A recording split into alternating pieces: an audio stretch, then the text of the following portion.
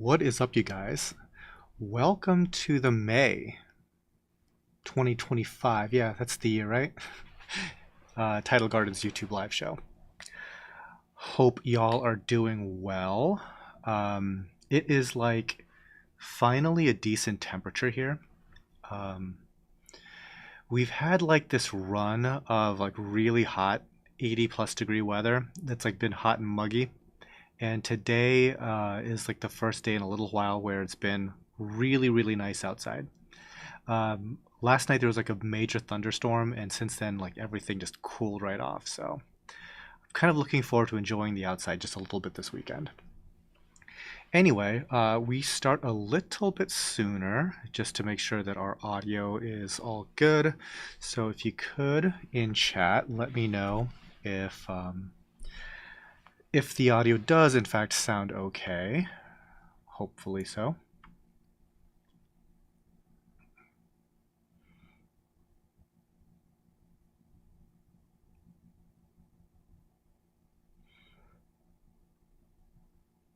Cool. Okay, just reading the chat real quick. Lowriders Worldwide, #1 from New Mexico, welcome. So I guess I shouldn't be complaining about heat too much. Fish Ventura says he's gonna miss most of this. There's a coral farmers market today in Phoenix. Never been to there either. Yeah, you know, it's funny. I was just talking to one of my friends overseas, and she was talking about how she's attending a one of her little frag swap shows, and there's basically not very many trade shows over in Europe.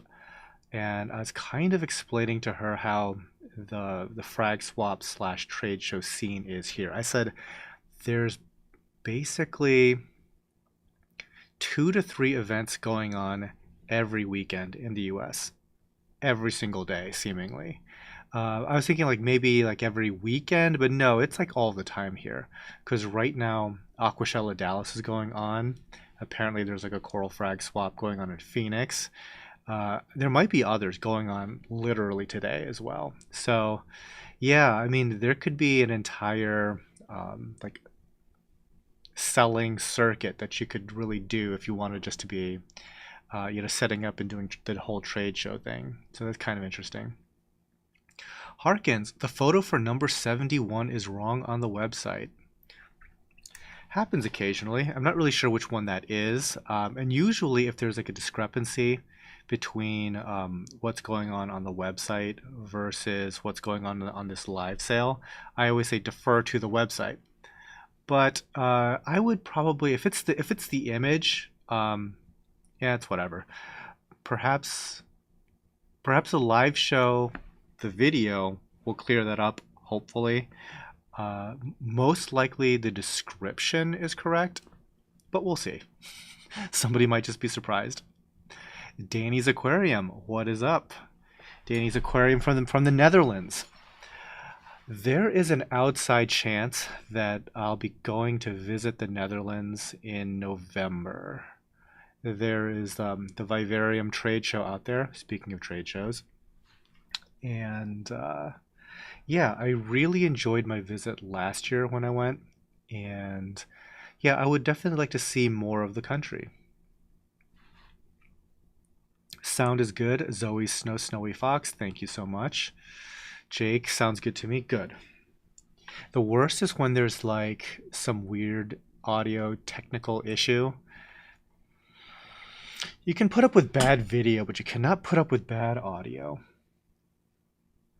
So what else has been going on here? This particular year, I've been toning down the travel a lot. So officially, all the travel that I have on my calendar for the entire year of 2025 is done already. I only had one trade show that I was kind of committed to going to, and that was Reef Stock in Denver. Usually I would be at Aquashella for Dallas, but not this year. Uh, and literally every other show, I'm out. So there was some discussion of going to the Las Vegas Reef Stock because I do enjoy my time in Vegas. However, I don't have any actual plans to go, and I don't have any actual plans to go to the Netherlands right now. But yeah, I'm keeping it this year like really not very travel centric. Last year, if you can believe it or not, I have this American Express card that's like it has a lot of travel perks, and I spent about 1.3 million American Express points. And if you guys like know what that looks like, it's a whole bunch. Like, what is that? If you converted that into dollars, it's well over, what is that, 12,000, $13,000 in flights. It's a lot. So yeah, this year I can be a homebody and feel no sense of guilt about not getting out. Yeah, Danny, Vivarium stops after this year. Last chance to visit. Yeah, that's part of the draw. Vivarium is like a very cool show, and the attendance there was massive compared to most. It's massive compared to all the shows in the U.S. That's one of the benefits of having fewer shows over there, is that the shows that there are, they tend to be very well attended. And Vivarium, from what I heard, was like 12,000 people, which is at least double the size of some of the biggest shows in the US. And I think that the venue kind of saw that and was like, well, it looks like you guys are doing pretty well. How about triple the price next time? And so this might be the last year that there's Vivarium, at least at that location. So there you go. Philip Fess, how's it going? Ben's BFF, right? Got my gold polka dot acanthophyllia from you this Wednesday. It looks beautiful. Yeah, we have been sitting on that for just a little while to make sure that it's all good. And yeah, I'm glad that you picked it up. It's a very nice piece for sure. If you guys don't know, um, even when we're just flipping a coral that's just imported like that, we don't just send it out like the next day. Like it typically spends at least a couple of weeks here to make sure that there's like nothing wrong with it. So oftentimes some folks will, not to throw anybody under the bus, but sometimes people will buy like a scalemia or an acanthophilia or cynorina, something like that, and it'll die like really quickly. And that is symptomatic of a coral that it was recently imported and then recently bought by a retailer and then recently then just shipped out. So within the course of like 1 week, it's traveled all the way from Indonesia, struggle bust through that entire process, struggle bust through the wholesale process, got into the retail setting, and then shipped right out to a customer. And it's like, well, if I did that much traveling on an airplane, I don't know. I wouldn't be in great shape, let's just say. So, yeah, we tend to hold on to these things a little while, make sure they're good, kind of like make them completely stabilized, and then send them out. So that's kind of our jam when it comes to that. Michael, I'm gonna butcher your last name, so Michael F. Enjoyed your podcast with Adam from Frag Garage. Thanks. I That was my first time interacting with Adam, and I think the podcast went well. If you guys aren't familiar, Adam is from the Canada, and yeah, he does a podcast. Uh, Shoot, what is like the subheading for his podcast? It's like Beyond the Reef, I think, something like that. And yeah, we got into a bunch of different topics. A lot of it was centered around like long-term stability of your systems, long-term system construction, and yeah, I think it went pretty well.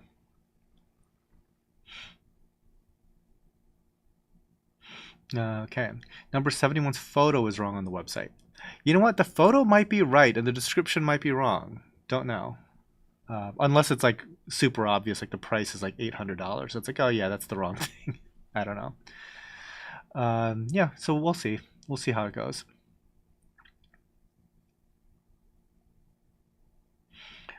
Um, Philip, you definitely weren't surprised that your insanity plate sold in 1 day, right? I'm kind of not surprised.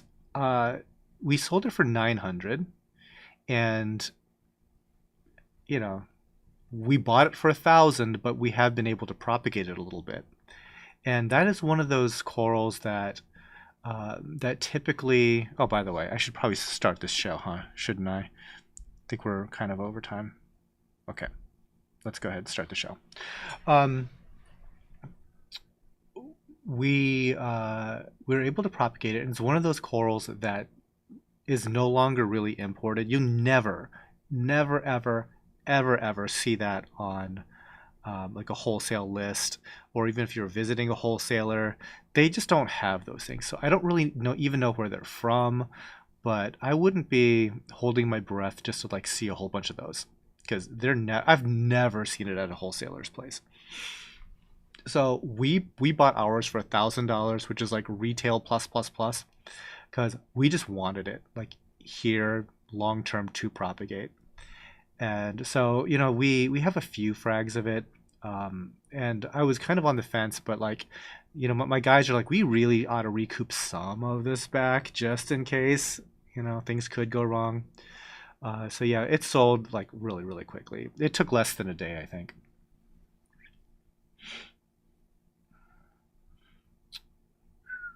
Okay. Port Wolf, Than, ever get your fish in quarantine situation sorted? Kinda. We don't do it. So there was like I met a local fish store owner here in town. He was actually doing like a project with Top Shelf Aquatics. They were setting up somebody's aquarium in the Northeast Ohio area. And first time I ever met him, and I noticed that like he was really into fish and like making sure that they came in healthy, and this goes through that whole process. And I'm like, hey man, if you're willing to quarantine fish for us, we can do some very generous trades in coral that obviously that he can sell out of his store. And so I was like, yeah, if you're willing to do that, I will gladly overpay on a few trades to get like a quarantined copper band or a quarantined leopard wrasse, that sort of thing. So we really don't have like the time or attention to do it well here. So we've kind of just pushed it off and outsourced it to other people. At least that's what we're doing right now. But there isn't a true fish quarantine system here. Yeah, I think that it would be a fairly easy system to set up, but that's the easy part. The difficult part is to really execute on the process, to bring in a fish, make sure it's healthy, do all the dipping and everything that's required, all the observation. I doubt that we would even be able to do the observation that well right now with our staffing level. Not that our staffing level is different, we just have so much other stuff to do.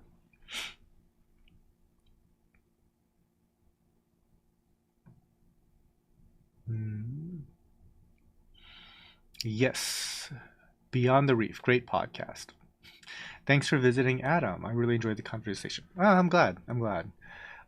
It's kind of cool in that his podcast is not like a live stream. So there's some stuff that can be done in terms of like presentation that's kind of nice. For example, I'm wearing like the headphones because I'm chatting with him live on like on some kind of software, right? Probably what is it? FaceTime or one of these things. And but I'm recording myself separately. So I'm recording on a cinema camera with a professional microphone, and then I can send him that file after it's been processed and my voice cleaned up, the visual cleaned up, send that over to him, and then send over B-roll, and then he can actually stitch together his podcast. So I like that, because I think that sometimes when you have like these shows where you're talking to somebody, like a podcast where you're talking over the internet, you're kind of at the mercy of like the quality of Skype or FaceTime or whatever the heck program platform that you're using. And it's some flavor of potato quality that I've never been happy with. So whenever you see like the Tidal Gardens podcast, it's like, no, no, no, no. You have to be in this chair next to me in person. Otherwise, I won't do it. So if we're only able to get like 6 people a year, I don't care. We'll just have 6 people a year. Speaking of, we had Alex from Abiz over, and I was super happy with recording that podcast with him. So glad he was able to visit. It's a Joker Nem for like $20, labeled as a slow burn Monty. Okay, yeah, you can probably assume it's a Monty. Let's see. I got some awesome blossom from you that are amazing. Thanks, Matt. Glad you liked it. Yeah, $900 for a 1 inch Insanity plate is a good price. I see quarter-inch frag selling for 800 plus. Yeah, when it comes to fragging these things, I tend to be a little bit conservative on the cut just because we haven't done it a lot. I know that like some people will cut them into quarters and we won't. Like we will make it's a lot of corals are on this list, but we kind of have like the one cut rule. It's like you make the one cut, you let it heal for 2 weeks before you even think about cutting it again, right? But there's certain people that'll cut it into like quarters, cut it into eighths and stuff like that. I'm like, no, at some point you're just doing too much damage. And so like a lot of our chalices, a lot of our plates, one cut. They grow so slow but are beautiful. Yeah, I agree. And you know what? I've never seen a big one. I've only ever seen frags. There's probably too much of a financial incentive to cut it before it gets larger, but I would say that all of ours are at least an inch right now. No, Ataka, are you selling any more? I would like to get another round of propagation. So I'm looking at least like a couple weeks before we would cut it again. And then after that, we would like to have it heal for a couple of weeks. Maybe after that, so what, that's a month.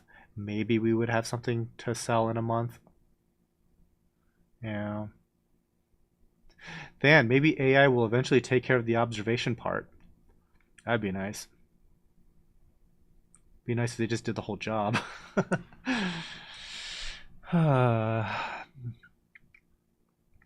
Softies, oh, so this is Michael F again. Softies and LPS doing good in my 500-gallon mixed.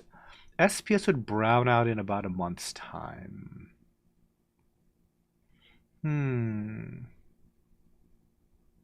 I put 60 pounds of TBS sand, guessing it's Tampa Bay, and some of the browned out coral are starting to come back. Um, that's good. That's good. So it depends on like what SPS. I mean, seeing it brown out is never a great sign.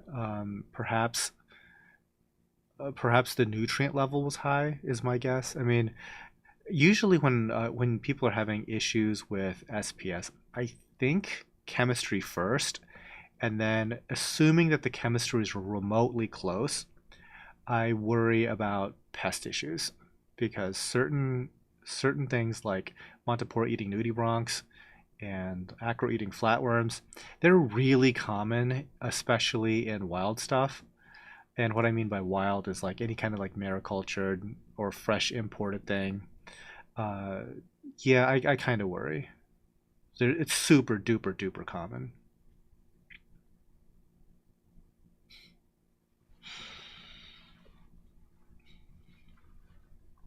Fish Ventura, dude, you're like the best guest ever. LOL. Yeah, I don't know about that. I think there's a lot of. I mean, assuming that we're talking about Adam's podcast, uh, he's got good guests, right? He. I think that his thing is he is like an acro specialist. I think that's kind of like his interest set and sweet spot, it seems. And so I've noticed that a lot of like his guests kind of trend towards the husbandry of that. I haven't seen all of his podcasts, so I don't know. Maybe it's more diverse than that, but I see a lot of like SPS talk.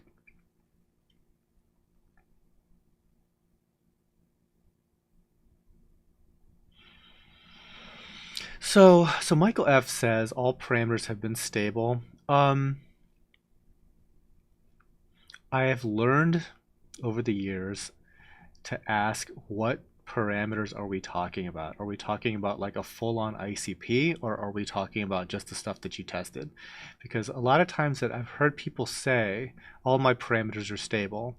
Sometimes it's some parameter that they simply didn't test for that is elevated to some toxic level. So I have to ask the question, are the parameters really good? Because again, it's like the corals have spoken. It's like the corals are saying something is not great. So it's good to try to identify what that might be. Because having corals brown out, it's atypical.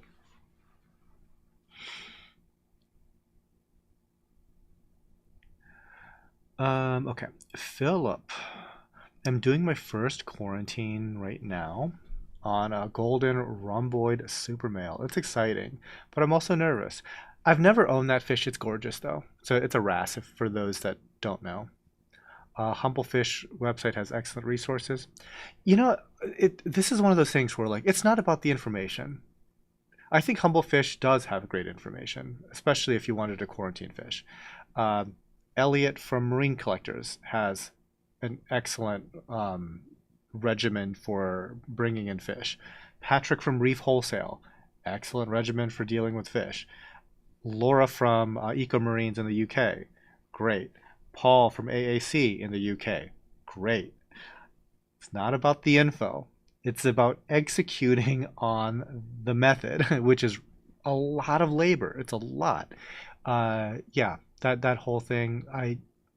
I would love to do that whole process better because I think in the U.S. especially, this is something that's done across the board horrifically poorly, and it's a disservice to the animals. It's a disservice to the industry. Um, but me personally, I just know that like we have so much on our plate right now, all the time. Um, it would be done poorly here.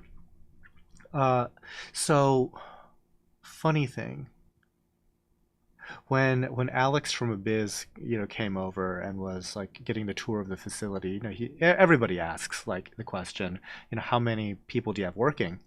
And I'm like, well, it's six full time, including myself. And he's like, wow, like this has to be an incredibly efficient operation to be run to this level by so few people. And it's kind of true. Like, usually for a coral farm of this size, you would have at least 10 people, 14, 15 people even, for a staffing level that's a little bit more aggressive.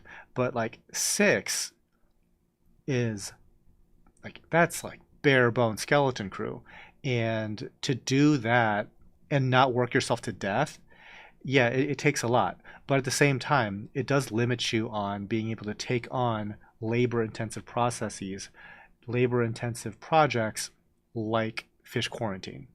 It's probably just not going to go that well here. Okay, so Michael says nitrate and phosphates are good. Yeah, I would say that those numbers are pretty healthy. But again, it is the other stuff sometimes. And the only reason that I'm kind of like picking on this is because sometimes it could be something weird that is not on one of these macro test kits. So your calcium, alkalinity, magnesium, pH, nitrate, phosphate, whatever, looking pretty good. But if you're seeing corals brown out, it could be something more. And that has me wondering if like is there like a heavy metal something or the other weirdness going on? Um, is something completely lacking? Now, when I see a coral brown out, I don't think, oh, he's missing some strange trace element. I think it could be like a poisoning issue because usually if it's lacking a trace element, it just doesn't grow. But browning out makes me think it could be something else.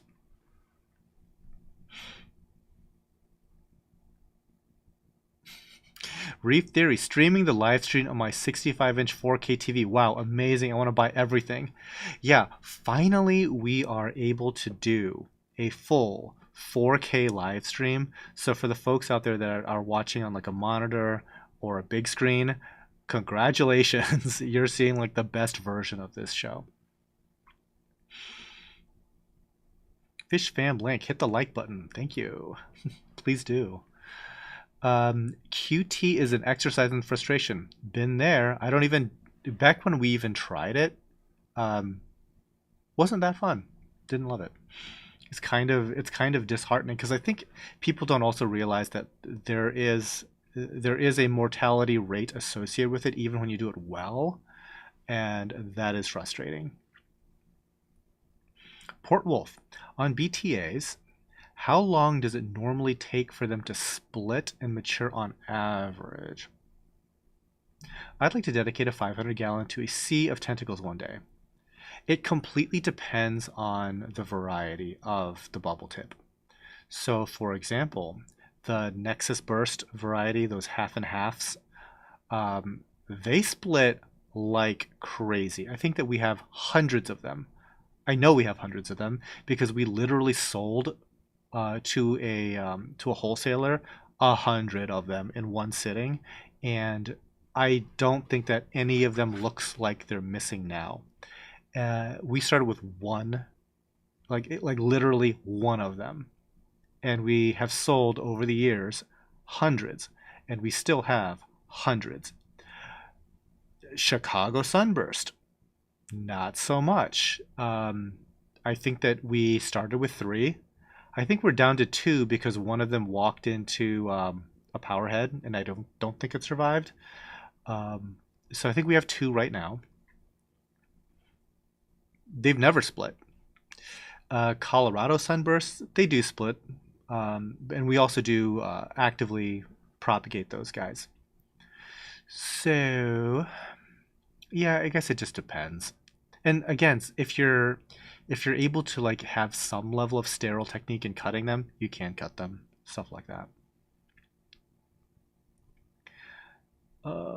Especially fish, six professionals, four professionals. I don't know. Hillbilly Reefer. Hey, Than. Unleashed an army of Bergia nudibranchs. Thought the war was won, but alas, they left one alive. Now Aptasia's returned. How's your Bergia farm doing? I'm going to need another army. A Bergia farm is scarce. Like, there's another store in town here that does a lot more with Bergias, and again, I think it comes down to attention. Um, we might just like buy a bunch, grow them up just a little bit, and then sell them.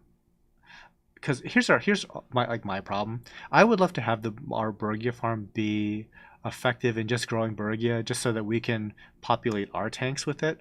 But our tanks use damsels, and especially in our SPS tank.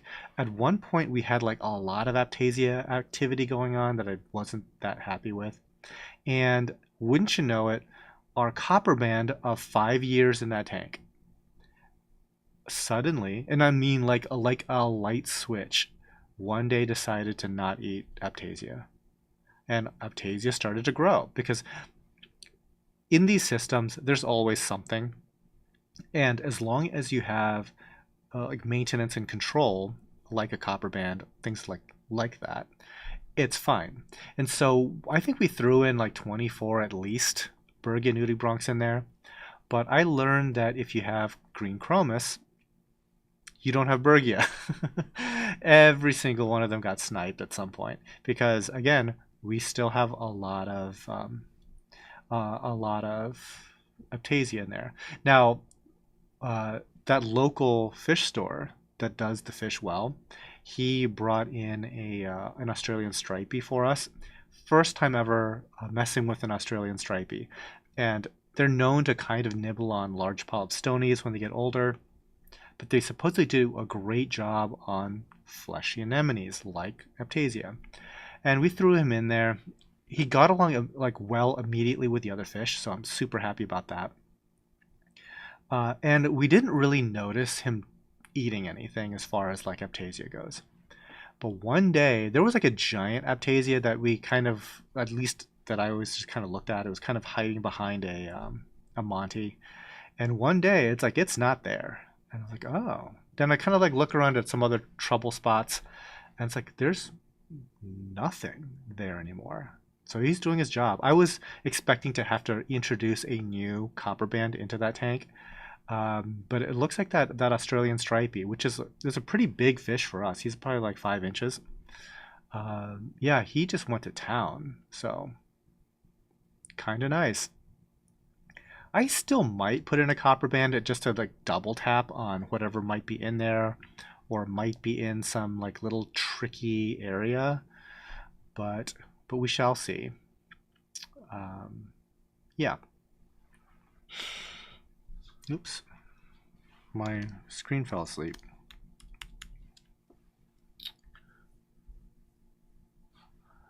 Okay. Michael. There was nothing glaring from ICP. Some trace elements were slightly off. Slightly off is fine. I'm thinking it's because I started with dry rock and sand. It could be. Tank's been running 17 months. It could be. I mean, it could have been a mini cycle. Like, especially if you just didn't have a lot of biological activity happening. Whenever, now when I start a tank, my immediate desire is to like put in as much coral as possible. I treat it like a filtration method. And usually like the tank doesn't even cycle. It just hits the ground running. I used to have oh, I understand what you were saying, Harkins. 6 professionals as far as like staffing. Yeah, that's true. At this point, um like yeah, like my staff, they've all been here now at least 5 years. And by like five, I mean the minimum is 5 years, maximum is, 15 or 20. And yeah, they're like hardcore. So that's like the SEAL Team 6 of aquarium professionals. Reef Theory have had great experience ordering quarantine fish from High Tide Aquatics. Never heard of them, but that's good. Good that somebody's quarantining fish out there. QT is not fun, but give the fish some time to bond with you for a month in a 20 long. Having coffee every morning with a copper band is fun when it goes well. Yeah, yeah. There's too much stuff to pay attention to here, though. That's the problem. Like I think everything here needs some attention. Um, Having said that, we're redoing our tanks in the greenhouse, and it's going to be far superior for observation. Observation is so important, and the greenhouse for a long time, I don't think lent itself very well to observation, and it didn't lend itself well to the sort of like the level of cleanliness that we kind of need for long-term stuff. So yeah, I'm super excited. It's taken so far 6 months, and we're about halfway through. So hopefully by the end of summer, maybe 2 months from now, we will be completely done with half the greenhouse. I don't even have a plan yet for the other half of the greenhouse. Um, I have an idea, but we haven't like purchased anything just yet. I just want to make sure that we get like the most difficult half of the greenhouse done, and that will be a vast improvement. Like the greenhouse is shrinking by a good 2,000 gallons of water, but I think that it's going to be so much cleaner and just better operationally. I can't wait. We completely rebuilt one of the systems. We've taken down two full systems almost, and we rebuilt the one in entirety, and we filled it with like fish and coral as we're making kind of like the leapfrog over. And dang, it is nice. It's so much nicer. Still room for improvement, but boy, a lot nicer. Love the content and videos over on Serious Reefs. You are great for the hobby. Thank you. I'm using Reef Moonshiners, and my LPS are thriving. Yeah, again, it comes down to attention. If you're willing to put that level of attention into a chemical methodology, it's gonna go pretty well for you. Any suggestions for my first SPS? Tank is 8 months old. Um, so I have a couple suggestions.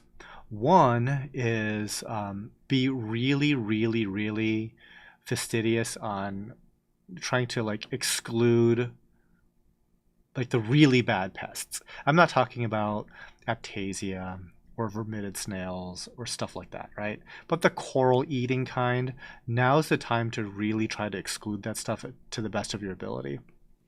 Um, I wouldn't necessarily trust any source for that. I would have like a plan in place to try to like get stuff that's like very clean. And and I could go on like this long tirade about like, what really is effective because unfortunately a lot of stuff in theory is effective, but the pests are really good at surviving and coming in on corals. So try your best because if you can avoid that headache altogether, it's a great headache to avoid. The other thing, though, in contrast to that, is if you introduce a lot of corals simultaneously, that acclimation process and that cycling process might go very quickly and smoothly for you. So yeah, there's that. But if you're kind of already doing like reef moonshiners or some method where you're sending in an ICP every month and then kind of like tweaking numbers, it's probably going to go pretty well for you. I'm so behind on comments and questions. Zoe Snow found Bryopsis recently in a fairly new tank. Bryopsis is probably in every tank, but okay. It's been only running for a couple of months. First pest to figure how. Dude, Bryopsis is in every tank. Like if you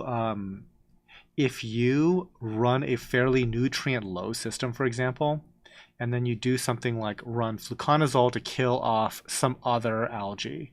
Let's say you're trying to kill some kind of like leafy algae that you don't want, or some macroalgae that you don't want. You will probably figure out real quick that you have Bryopsis. Like I think that what really controls Bryopsis is the existence of other algae and stuff like that. So, and sometimes like the best algae for that sort of thing is coralline algae.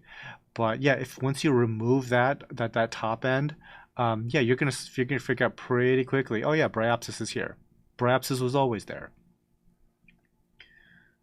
And yeah, fairly new tank, not a very like well established algae population. Yeah, I could totally see Bryopsis popping its head up. I have a stripey and he's amazing. He's killed one hammer, but it's worth having no Aptasia. Yeah, so the reason why I was really keen on introducing a stripey is because that particular tank is an SPS show tank. There's no LPS at risk. Adam's mention of a QT tank with peppermint shrimp was interesting. So I've heard that before. We don't do that because we didn't have like an extra tank laying around, but in the future we might. That might be a really good way. Speaking of your introduction with SPS for J Dubs Aquatics, yeah, because I have seen where like a tank full of hungry peppermints will eat all the flatworms on your acros, eat their eggs and everything, and it's kind of like they'll just scour all the pests clean. They'll eat all the Montipore eating nudibranchs. Great. So yeah, you just have to like kind of have hungry peppermint shrimp, and before they start eating each other, uh, have them eat all the pests on your corals. That is a cool idea. Now the reason why we just don't like take buckets of peppermint shrimp and dump them into our systems is because another part of our methodology is that we use interceptor in like every now and again. Every now and again, like we don't necessarily even run into a lot of the acro bugs, like the white bugs, the black bugs, the red bugs anymore. It's rare. It's rare. I'm not gonna say this never happens. It's rare. But when it's go time and I want to blast away, we're gonna hit this tank with a 5x dose of interceptor 3 times. Which, by the way, if you do the math on that, it's $1,000 treatment, I think. Anyway, yeah, all crustaceans, are going to be nuked from orbit. And so all those peppermint shrimp that we throw in, all those cleaner shrimp that we throw in, dunzo. So we kind of have to stock our systems with the idea that basically crustaceans are off the list, right? So no crabs, no shrimp, nothing like that. Um, well, and yeah, interceptor, really nice, really good. But yeah, but to have a separate system where you're doing like intake of like new stuff, especially if we ever wanted to do that more, having like a separate system with like hungry peppermints is probably like very good. Join as a channel member for exclusive benefits to help support the channel. Speaking of, I should say my thank yous real quick.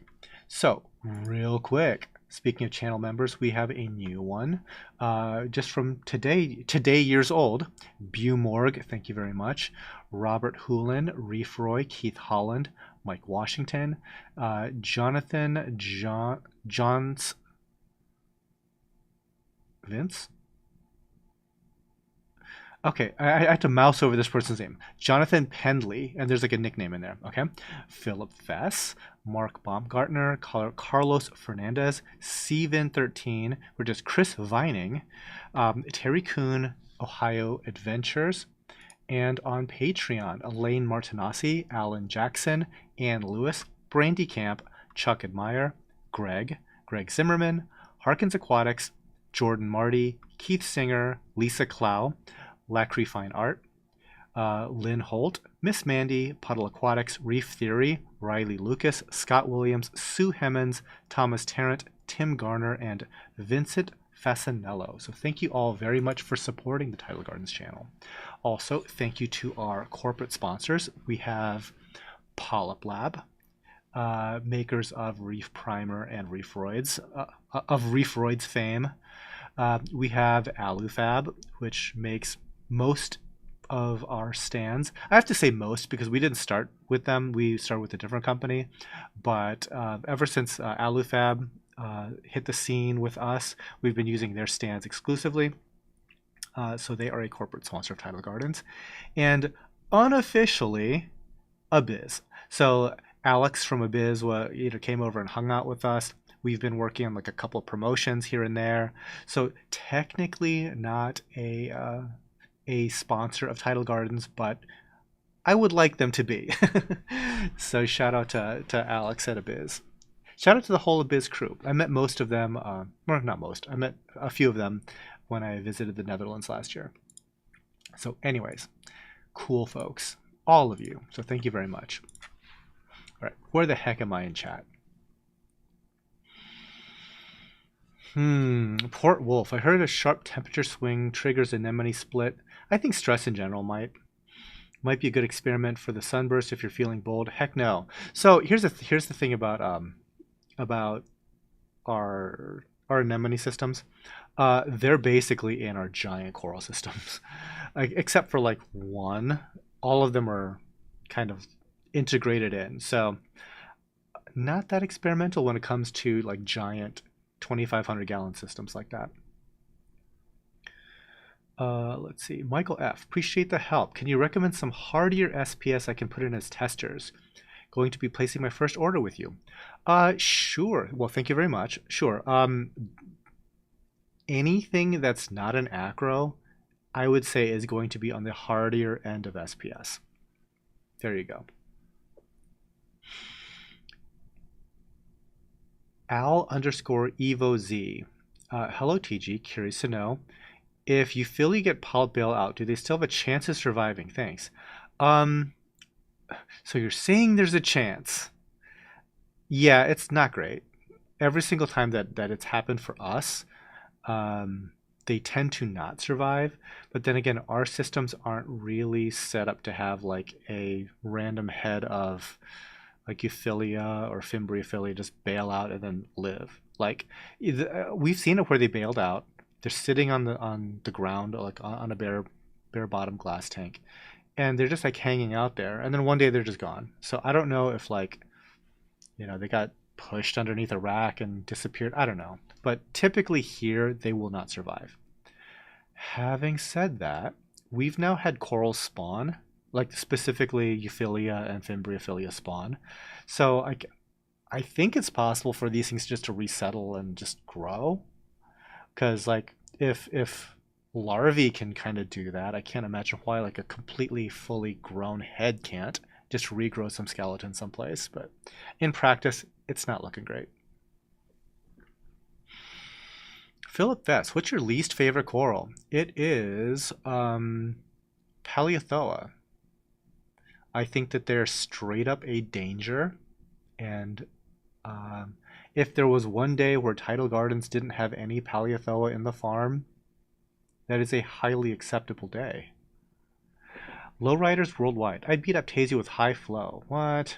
When they get blown around, I would pick them out of the tank. Worked fast? Oh my gosh. Took me a year to beat this trying everything else. That's interesting. I've never heard that before. Okay. Harkins, I would love to see a video on the greenhouse improvement. We did one like a few weeks ago. Uh, we're a little bit further along. It's a very slow process because it involves a lot of shuffling of livestock more than anything else. But it's a slow process, but it's getting going. I think that once the new system is entirely installed and we've cleared out all the old stuff and then we've kind of got a chance to clear and clean up the greenhouse a little bit afterwards, I would love to do like a final greenhouse update of this particular stage of the remodel. After that, I think I will kind of turn my attention ever so slightly towards another system that involves like multiple Rubbermaid stock tanks housing coral, which I want to get away from entirely. Um, yeah, stuff like that. So that tank has got a lot of stuff going on there. Yeah, and if we're able to, so the problem there is we were able to reconstruct our existing aquariums, or the two new systems, repurposing our existing tanks and just kind of like restructuring. This next system after that, I have to think about because I'm probably going to have to order a new custom aquarium. New custom aquariums are expensive, and the transport of new custom aquariums are expensive. So it's thousands of dollars in aquarium. It is thousands of dollars in shipping. It's thousands of dollars in everything. Like it's $1,000 in plumbing. So okay, I'm not made of money as much as people like to think. Anytime that you're redoing a system of that size, every part of that is going to be expensive. And I'm like, and it's going to take months, blah, blah, blah. So, but yes, I would love to do that. Maybe a next year project. Okay. Need help beating green hair algae. It's getting on my coral.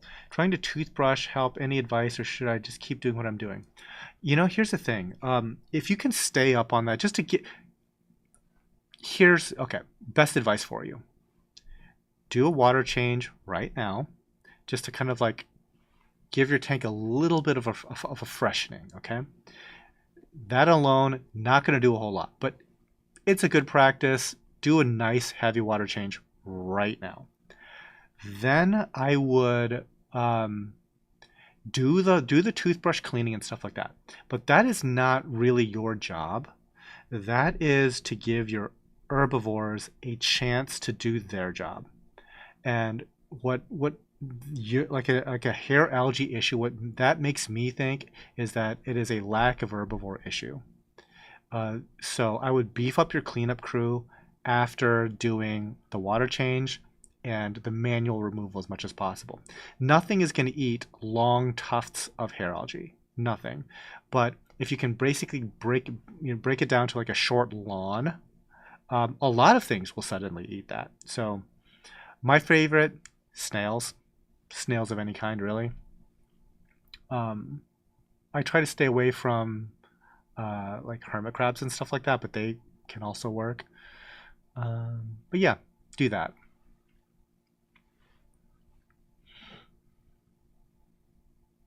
peppermints are monsters. It's expensive to do interceptor, but it saved one big colony system. It's worth it. Yeah, um, it's worth it. Period. And also, like, I don't want to send people corals with bugs on it. Even by the way, because like you can't see bugs. Like, if like the sort of stuff that we're talking about isn't like visible to the naked eye. If you have great vision, maybe, but it's not really noticeable. And across a facility, you're not really going to see it. So, so yeah, the only way that we're ever really able to detect that stuff is when Becca does her photography and she can like zoom in really close and do a scan. And thank goodness that she's been around for 5 years now, and she's like almost our first screen. Not like the people actually like looking at these things at the fish tank level. It's like she does it at the macro photography level. And yeah, during like the weekly staff meeting, it's like, Becca, have you seen anything? Because when she's going through the process of editing photos and stuff like that, it's like, hey, yeah, there was an issue with this coral in this tank. And we get on that, and then we check like other corals around there. But like that level of observation, very, very, very difficult to execute on. And so, yeah, every now and again, we'll just like blast stuff from orbit with interceptor because it's very effective. It buys you a lot of time. I mean, it could buy you like a year before you really have to even like think about these things ever again. Philip Fest, I heard in the news the other day that Akron, Ohio is one of the best places to live if you have spring allergies. Dan, is that true? It might be. I'm not really that of an allergy person. I mean, we do have pollen, but I guess it's nothing like being in like South Carolina or something. DK says, I live 20 minutes north of Akron. Don't believe it. Plants, if you look outside and you see plants, you're going to have pollen. Okay.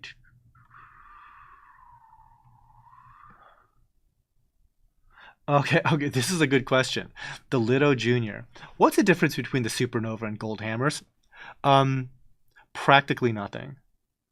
We have, I think, four different types of those types of hammers: supernova, gold hammer, copper tone hammer.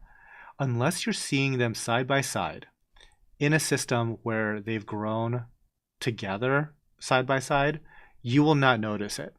So even like if one of our gold hammers was grown in one tank and a supernova was grown in a separate tank, and then you put those two side by side real quick, they might be indistinguishable. But then when you like let them actually settle down in the same tank, you'll start to notice the most subtle of differences. So it's one of those situations where, should we just call it one thing even though there's four different types, or should we have four separate types that are barely different from each other? And we decided to do it with the four separate types that are barely different from each other, because every now and again you have somebody complain that they were looking for this tiniest little itty bitty random trait that one would have that the other didn't, and they're upset. And not that that happens often, but it is annoying enough to just not deal with it.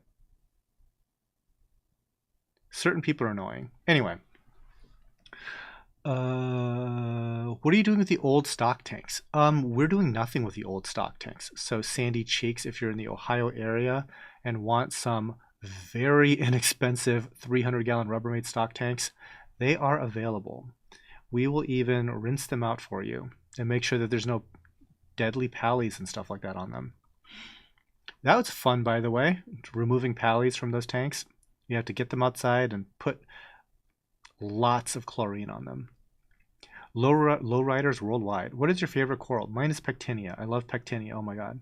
Pectinia is awesome. We're always building up our collection of Pectinia.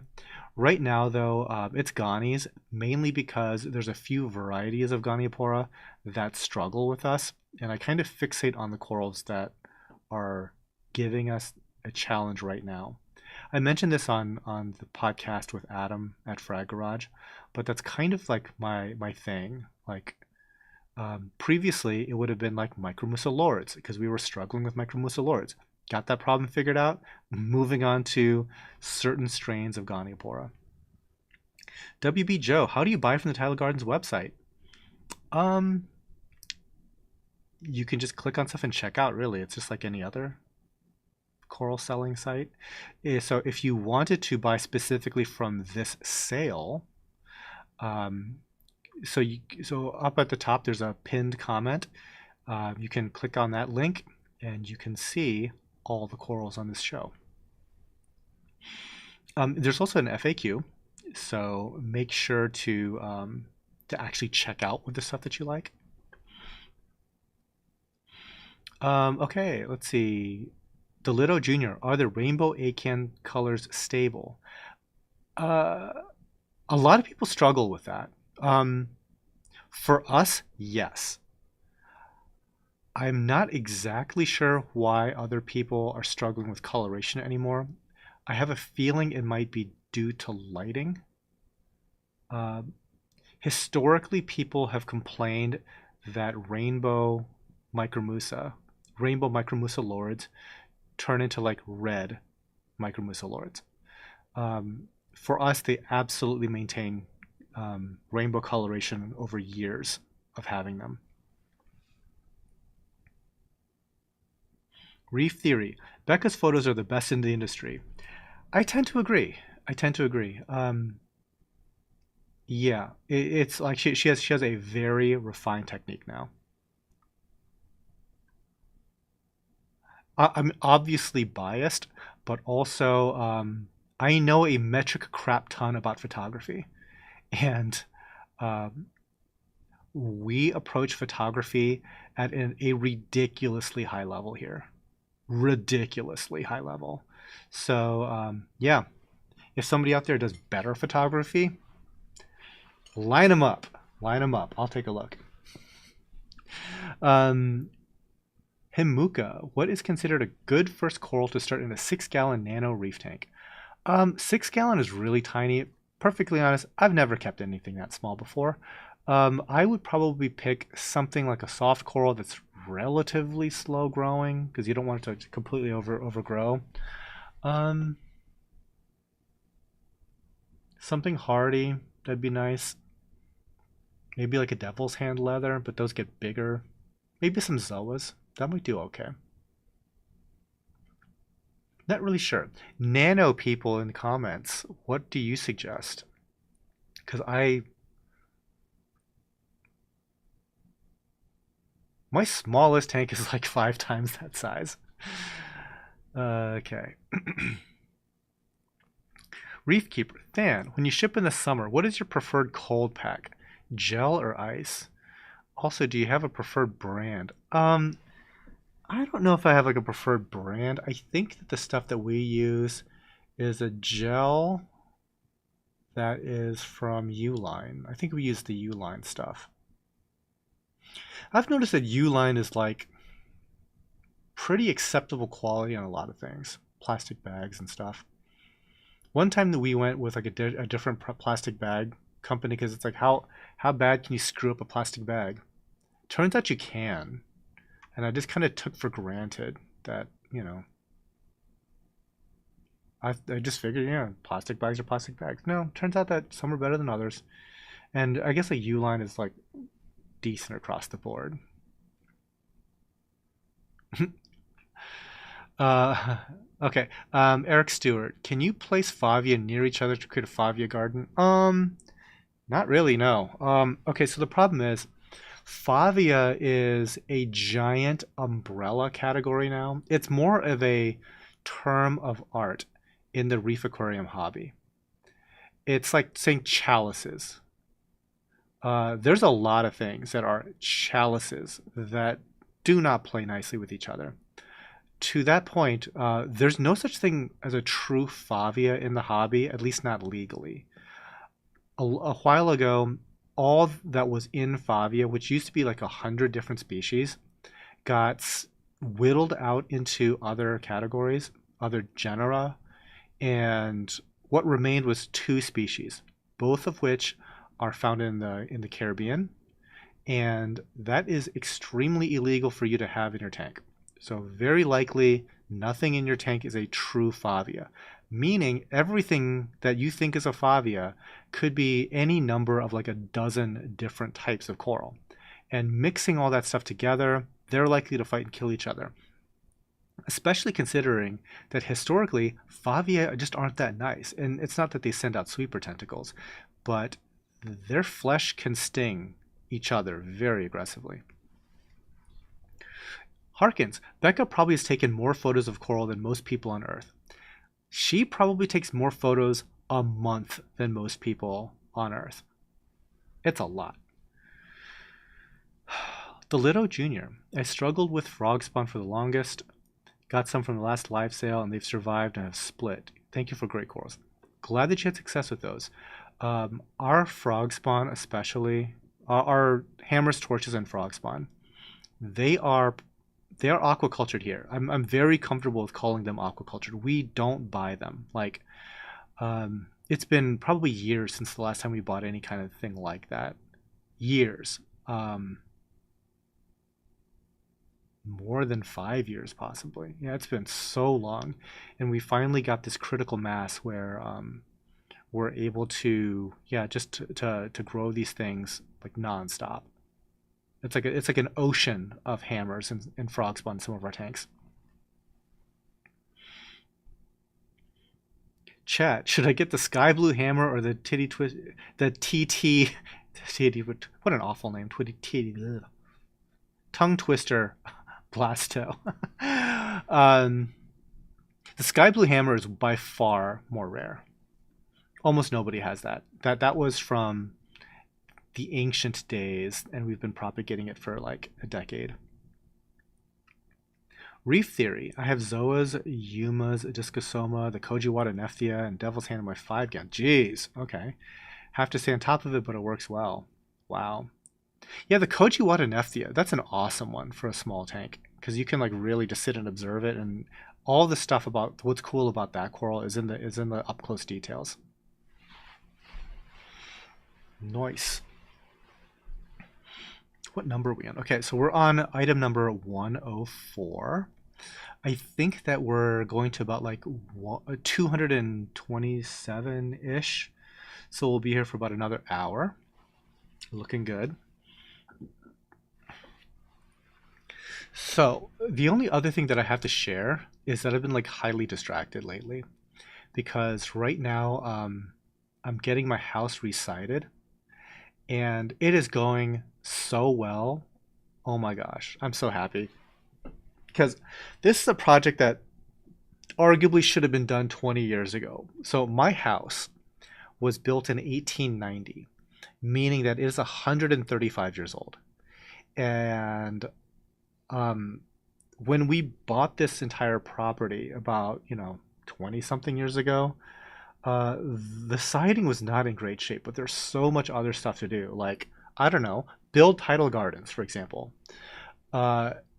It just kind of like, was just put off. And I'm finally at the point where like there are squirrels in my walls.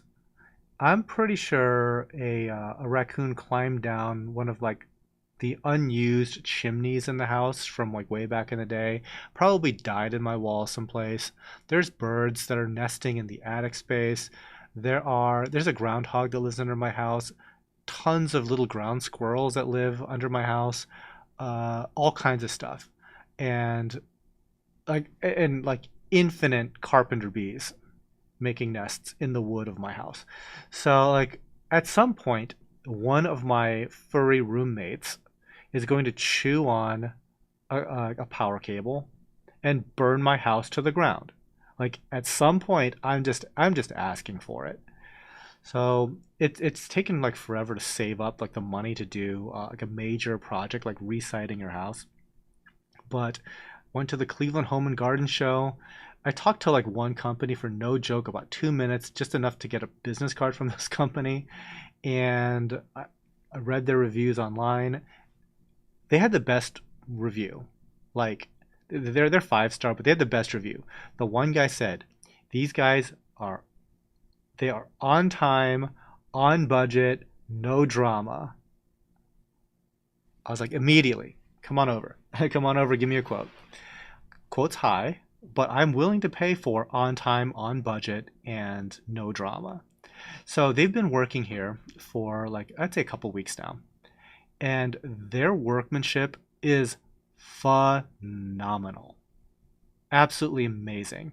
Like these guys are, I think they might be like Mennonite. They speak like Pennsylvania Dutch to each other, uh, but like they're younger, but they're all like artisans. I don't get the impression that these guys are like just guys in the summer swinging a hammer. Like their custom work is so painstaking. So I'm just kind of like just watching them, and I'm not doing the entire house because like we did like an addition of like a garage and stuff, and so that's fairly new and it's metal siding. And so the project was actually supposed to stop at one point, and they kind of started to demo that portion that they're not supposed to necessarily do. And I'm like, do I stop them? I don't think I do. So there might be them doing more than what was planned, and I'm just gonna have to like find a way to pay them extra later because they're doing such good work. It's like I don't think I'm gonna say anything. Like them doing more stuff, that's fine. That's fine. I'm down. It's like, dude, do as much as you want. We'll figure it out later. So anyway, that's going on. But hopefully in about a week or two, they'll be completely done, and I can focus on other things. Like, I don't know, my business for a change. Okay, Harkins. For a nano 6 gallon, get a nice mushroom and a zoa. The koji watt is amazing as well. Yeah, that's good because if you do like mushrooms and zoas, that kind of gives you like the lower ground cover. Koji wada can give you some height. The koji wada is slow growing. A lot of mushrooms are these days are slow growing. Yeah, I could see it. Lowriders roll one. Is the orange gold octospawn a rare coral? I was told so when I purchased. Ish, I guess. So here's the thing that I don't think that people understand about what is and what is not a rare coral. I think if you can buy a coral anytime you want from a wholesaler, it's not. And unfortunately, I think that there's a lot of corals that are considered rare that you can just always get. It's funny, like this peach orange branching frog spawn. Like they're available. So like we propagate everything around here. But if we didn't have these things propagated, you could likely find it anytime you want at a wholesaler. Um, Certain color morphs of torches, barely, I would say. You can go to any wholesaler and find like high-end torches. I think that they commanded a high price during like the Indonesian lockdown all those years ago, and that price point just kind of stuck because it was popular. But there's really no great reason why it's that price. That's completely a demand thing, not a rarity thing. Then there are some corals that you straight up never see. And like those I think are legitimately rare. Stuff that maybe got imported once and all the existing examples of that are aquacultured. That's rare.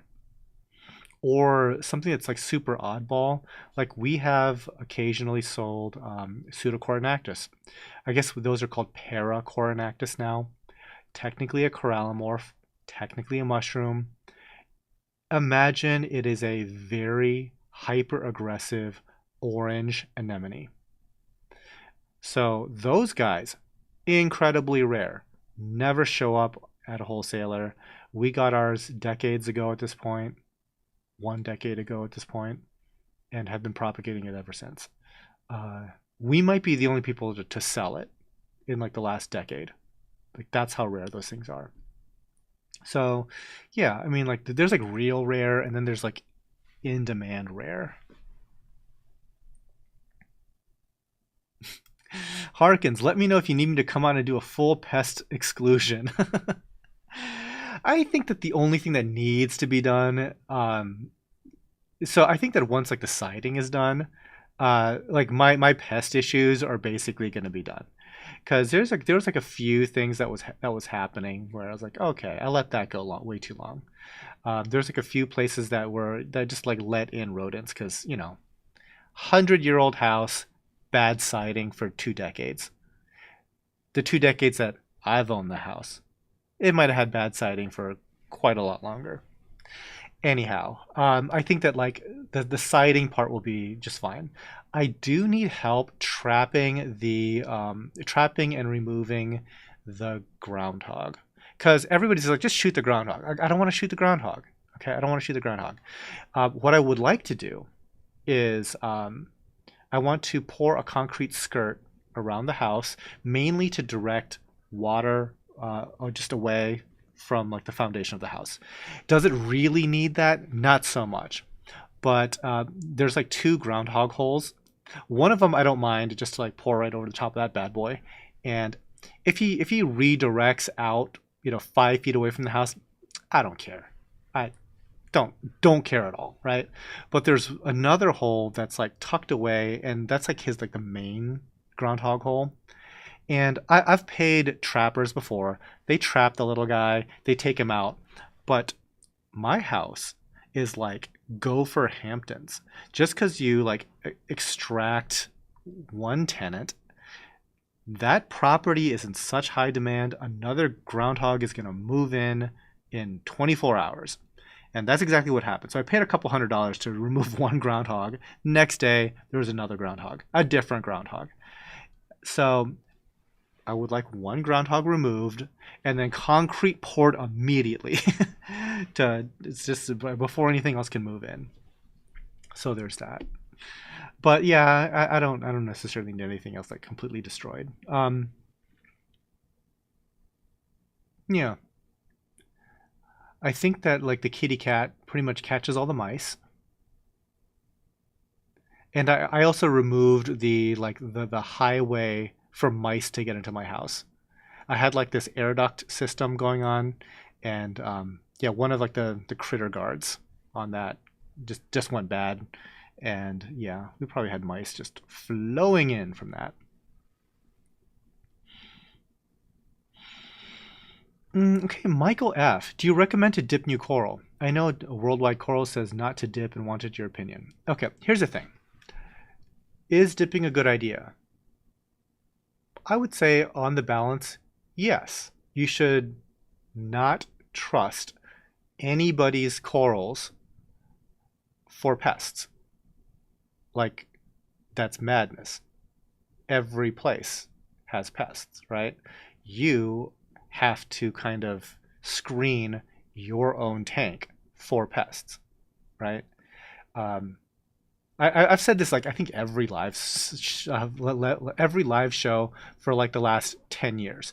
But anybody that says that they don't have pests are either not telling the truth or incredibly naive, especially like in bigger scales, especially in bigger scales where you're bringing in a lot of coral. Like, nah, dude, there's pests.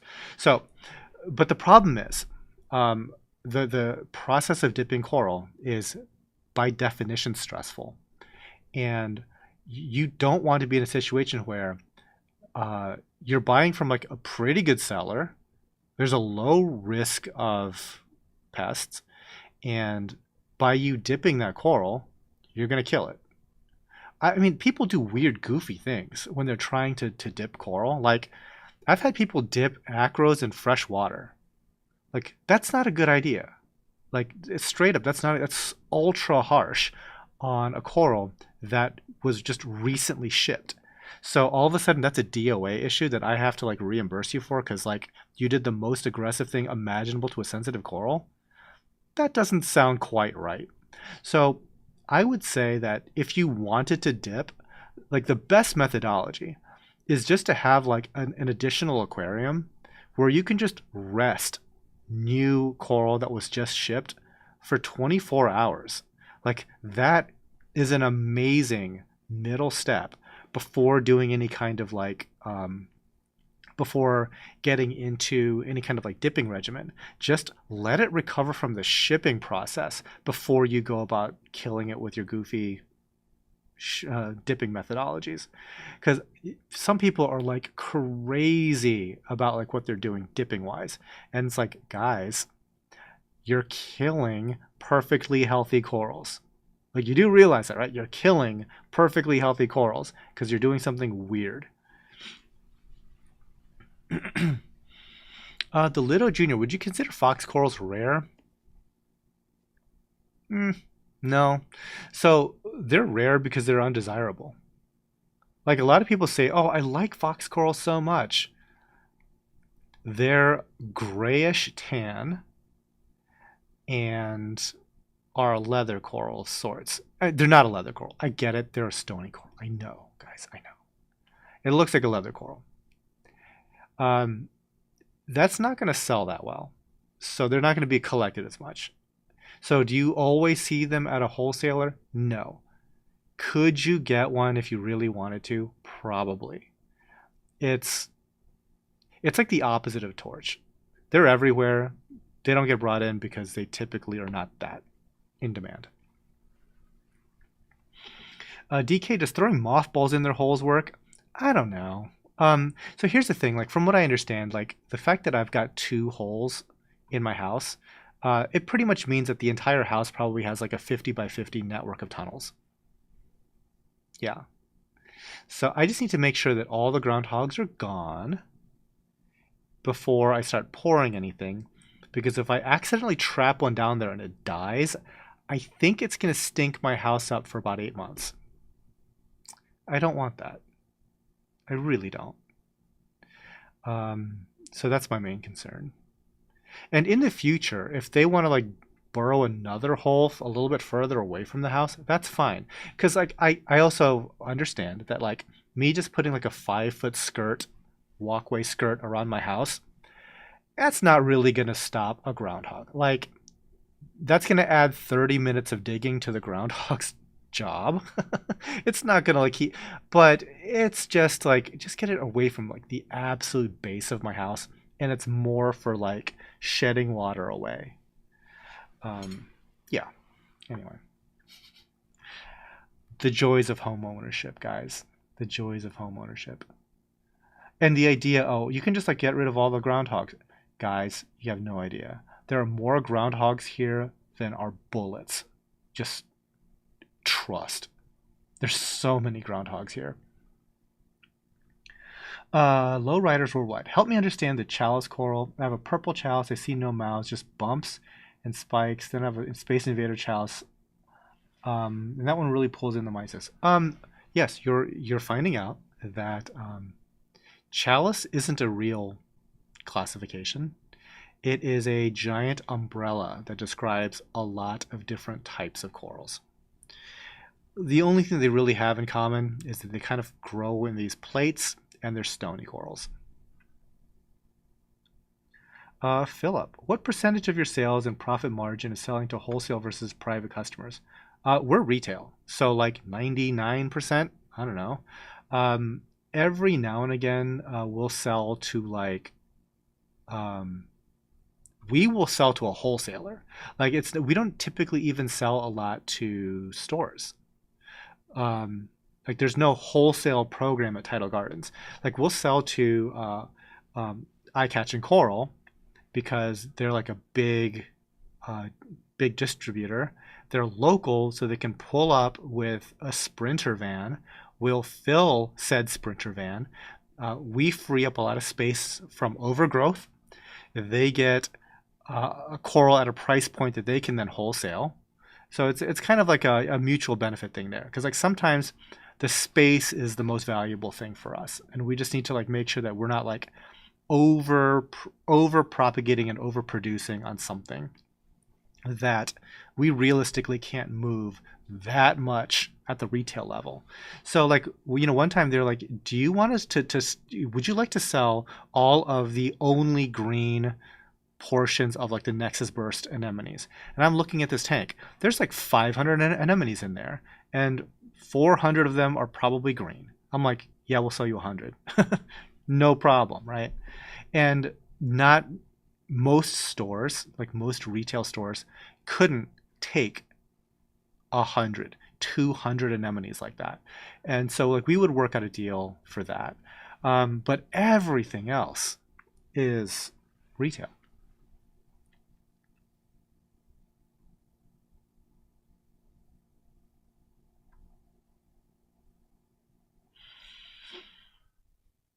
Yeah, fox corals were popular back in the day. And the thing is like yeah, they are one of those like tough LPS. Um, I don't know if I've ever personally owned one. In all the years that I've been in this hobby, I see a fox coral, the thought of, hey, let's buy it never goes through my head, ever. Okay. Michael F. Thanks. What is the dip that you would recommend? I tried Brightwell's Metacoral and I like it more than Coral RX. We've used a lot of different varieties here. My absolute favorite is Reef Primer by Polyp Lab, sponsor of the Tidal Gardens channel. So take it with a grain of salt. But it is a potassium salt based thing, mostly potassium chloride. Um, but it is a mix of different potassium salts. And I think that it is the most effective and most gentle on corals. So I like that combo. Linda, just myself. Hello. So I have aptasia. Ugh. Do you recommend lemon juice injecting them? No. I've been removing the rock that has them and removing them from frags. Two bigger ones are on rock. So here's the problem. When you're injecting them, it's like if you don't eliminate every molecule of them, they come back like the Hydra. There's like 10,000 more heads of them that show up. So your best bet is to introduce like a positive pressure predator, maybe a peppermint shrimp or two. If you're in a larger tank, maybe a copper band, things of that sort. Because I think realistically, like when you're in this hobby, you're going to get aptasia. It's pretty ubiquitous. And if you're lucky to have like a smaller system that just and you were able to dodge it all together, good job. The longer that you're here, the more likely it is that you're eventually going to get it. And at that point, barring a full hardcore reset of that system, your best bet is probably predation.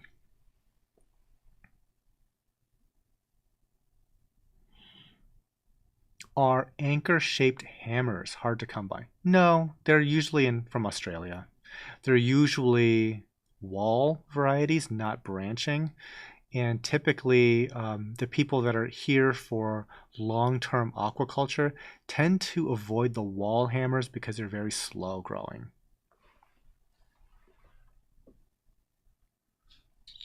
Wanted to check something over here real quick.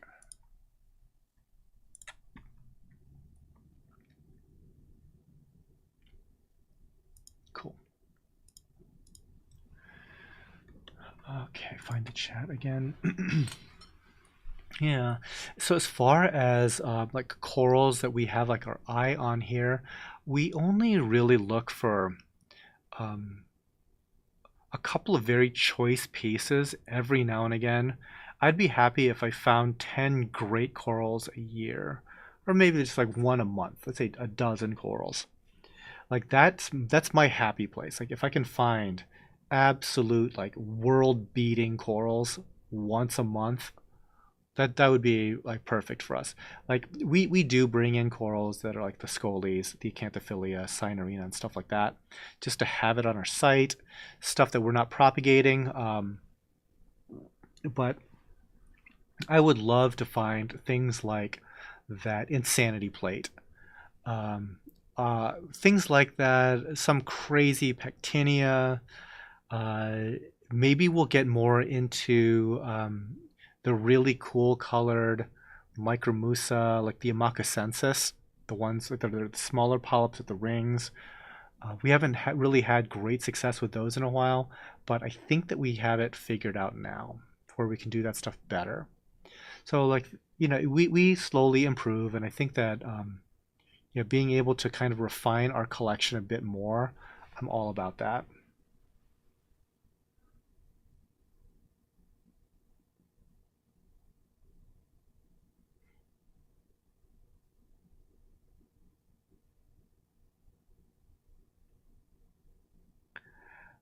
I also saw the Elegance back in stock. I also ordered one. Nice. Yeah, and I guess that's another example of something that we would bring in on like a regular basis.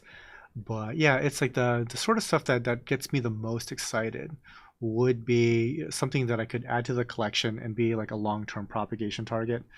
Um, Now you would think that I would be more interested in like the fast-growing SPS and stuff, but these days I tend to gravitate more towards like the medium growth rate, large polyp stonies. I think that's kind of a sweet spot for tidal gardens because we can grow them well enough for retail volumes, and they're less likely to grow at such a rate that they become like a liability space-wise. How can I send you a picture of a coral to identify it? Probably email might be best. I'll send it to support@tidalgardens.com. Hopefully somebody will get to you. Yeah. Trying to think of some other projects that are going on here. There's always something, right? So obviously the big project is the greenhouse stuff, and that's probably the thing that's going to make me like the most happy as far as just just alleviating a lot of like the problems that we had from just from having like a system design that is so old. There's like, okay, well, it seemed like a good idea, back when, but now I know a lot better, and I've even learned quite a lot from the 5 years that we've had our systems in this building. Like there are a couple of design things that, looking back at that, I I would like to have done that differently even. So kind of having that blank slate with the greenhouse, uh, yeah, I think that we can do like a lot of like really good work out there with just with a different like system layout. Um, and I think that as we go, it'll like free up so much time because I'm really not interested in like making many more hires. Um, just to run this place. I mean, it's like I think that like six is a great number, and and clearing out projects. Obviously that'll make the whole operation easier because some of those systems were kind of a headache in different ways. But also, while those projects are done, we can focus on more of the operation stuff and refining. So obviously excited for that. The other thing that I think would be really cool though is if I ever did want to get into something that is like really like developmental. Um, I've always been flirting with the idea of doing a trade show setup again.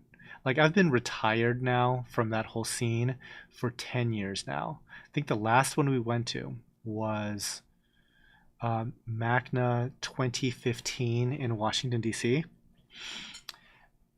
To give you an idea of how long it's been, MACNA doesn't exist anymore. That's how long I've been out of that game.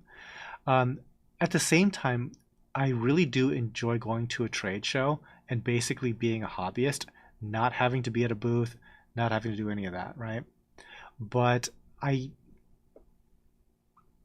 I'm kind of like tickled by the idea of trying to make an ultra efficient trade show setup that um, just like kitting out a work truck, to make it like super comfortable and again efficient at getting to the venues, unloading in like a heartbeat, setting up in like 10 minutes, and making the entire experience as easy as humanly possible. That would be like the real challenge to it all. Like almost the money to be made at the show is secondary to the challenge of making it a non-stressful event. So I was thinking like maybe I could like hire like a couple of people to do the roadshow circuit and just to kind of like just design this van slash trade, the mobile trade show thing. I think that could be cool. I think that could be an entirely different project. But it was kind of funny. I was talking to, I think it was Jay from CJ, and I was kind of like telling him about this, but also coupled with that, it's like every single time I have this thought, then I actually just come to a trade show and I'm talking to people while they're setting up, and I'm like, all I need to talk myself out of this is to actually be at the trade show, seeing you guys having to work at a booth, and suddenly I'm like, boy, I'm glad I don't have to do that. And he was actually very funny because he was like, "Oh my gosh, if I ever saw you working at a trade show booth, I know we're all screwed."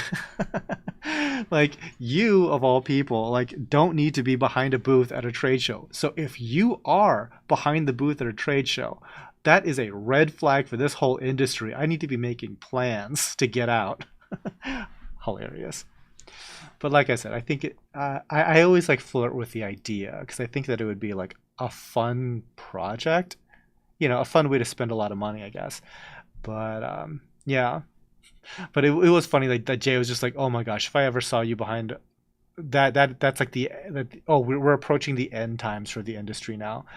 Fan has to like hawk corals in person. Oh God, no, it's over.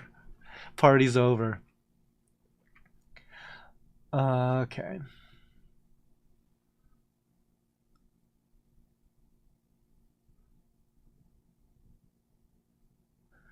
M. Thompson. Hey, Than. What is the least known hardy coral for a beginner other than zoas, GSP, candy canes, etc.? Um, Toadstool leathers. Like I think that in general, a lot of leather corals don't get a lot of love because they're just not really super duper popular. But leather corals are super. I mean, especially toadstools are awesome. Can I mix oilophilia together? Yeah, probably.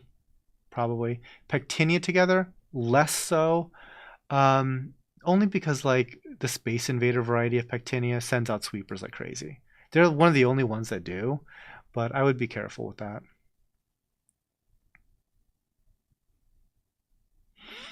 I'm still looking for the purple elegance with gold tips. Every single so we actually have something like that, but I think it's more of a cobalt blue with yellow tips, and Ben doesn't want to sell it. He thinks it's like his pet or something, and he like wants thousands of dollars for it. I'm like, well, no one's gonna pay that. But we have it.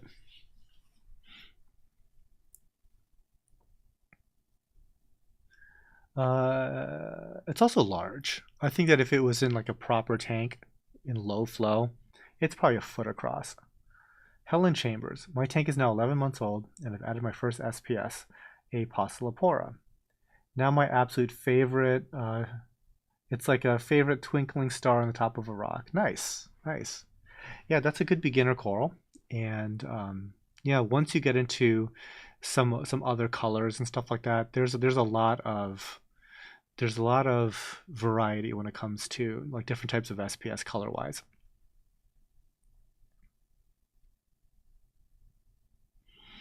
Brian Mahoney, what's the biggest, best trade show for aquariums or reef tanks in the U.S. or in the world? Well, I haven't been to all of them, right? So the biggest trade shows in the U.S. are going to be Reefapalooza and Aquashella. Aquashella, though, I would say is mostly freshwater, whereas Reefapalooza is more concentrated for coral reef stuff. Um, they're really. I mean, I kind of miss Macna, even though it's been kind of like going downhill for a while and then kind of went away. Because Macna was the only like true business to business show, and it was more towards like education because they would have like lots of speakers and stuff like that. There are regional shows, Reef Stock. There could be some others, Aquatic Expo maybe, but the biggest ones are going to be Aquashella and Reefapalooza. And these days, there's so many variants of those two. I think like each of them has like 5 or 6 locations or something. So I mean that's crazy, right? In the world, I've been to so few, but Vivarium in the Netherlands was awesome. It does freshwater and saltwater, but it does lots of both. The turnout was incredible.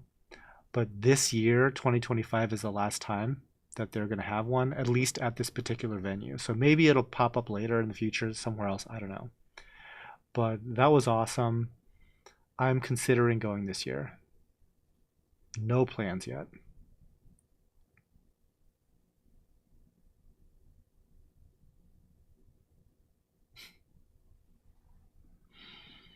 Hmm.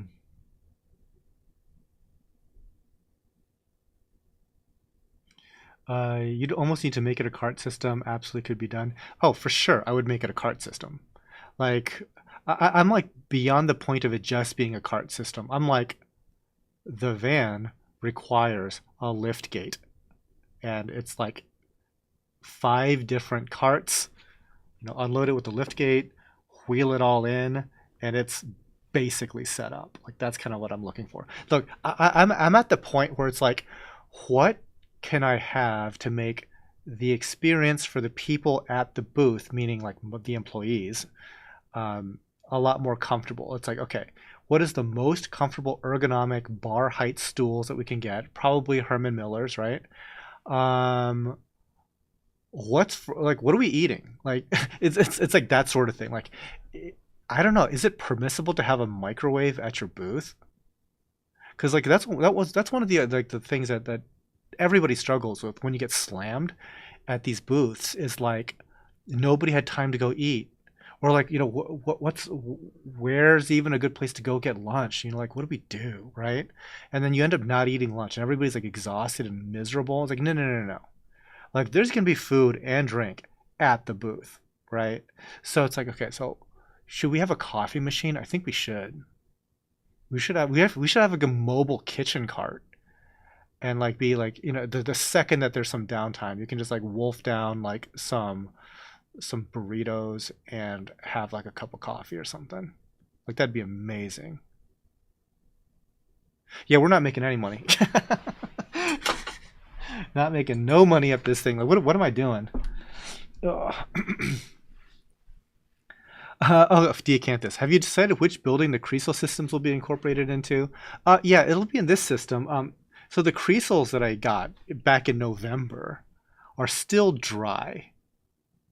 We've been focused on so many other giant projects that the Chrysal or Creasel uh, tanks to do urchin farming.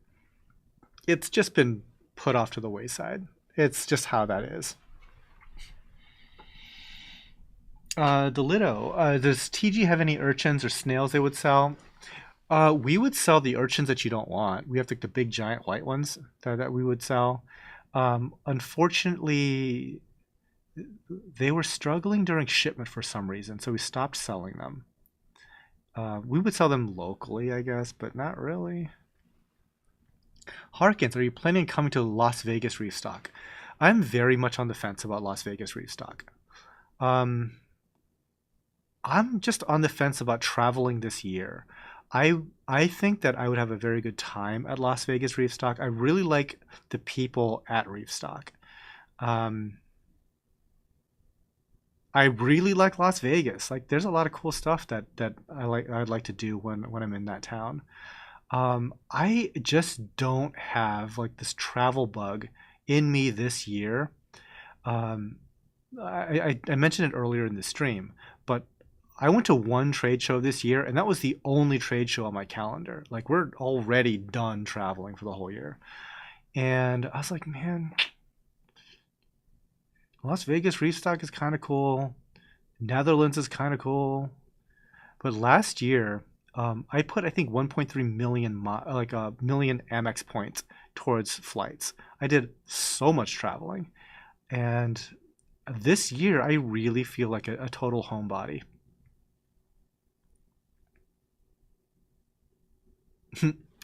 Reef theory. If you went to a choral show I could attend, I would work for choral. Heck, I might even volunteer just for fun. That's another thing. I think that if I hired like two like hardcore um, like travel guys, right?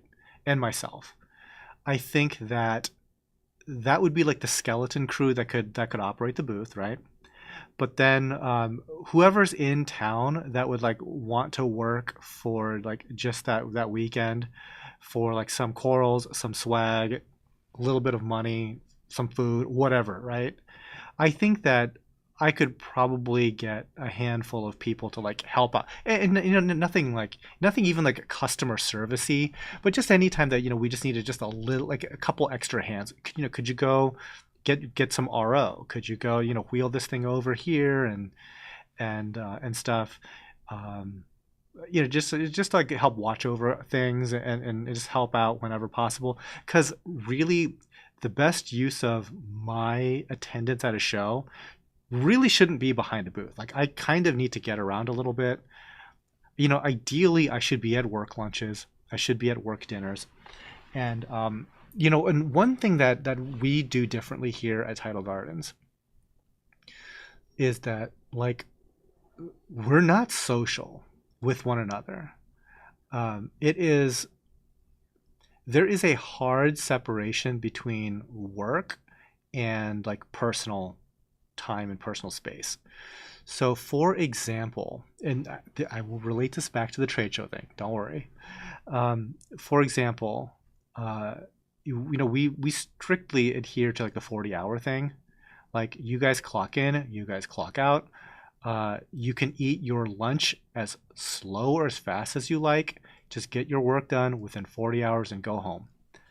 Uh, when people go home, they don't get text messages, they don't get emails. There are no emergencies. They will never have to come into work no matter what. Simply put, anything that happens on like an off day, that is a purely a my problem. Okay. They'll never hear from me. If they do, it's I sent them a cat meme or something. It'll never be work related, right? I don't even send that many cat memes. Um, we don't socialize. Like I think I've taken everybody here out once for dinner, once in like all the years that we've ever worked together, each of them. And the times that I had to take Becca on the road to be a camera person, um, the rule is after we're done working for that day, like she is under no obligation to even speak to me, like at all. Like no, you can just do your own thing. So like going to like these trade shows, I would probably just have to give like my staff, I don't know, $100 per diem or something like that. It's like food is on. You are free to do whatever it is you do. Go hang out with the other folks if you'd like. Personally, I have to be at some other dinners and shit. Oops, language. Um, I got places to be, and you're probably real sick of seeing me. So, um, yeah, like when as soon as booth time is over, when like I don't know 4:30 hits, out of here, right? Like lock it up, go find something to eat, hit the bar, do whatever you want. But we don't need to hang out.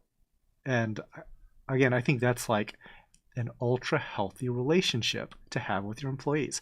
But that is very uncommon in this industry. I know that like people just go wild with like, all the stuff that that happens like after hours as like a team. This is like a team building experiment.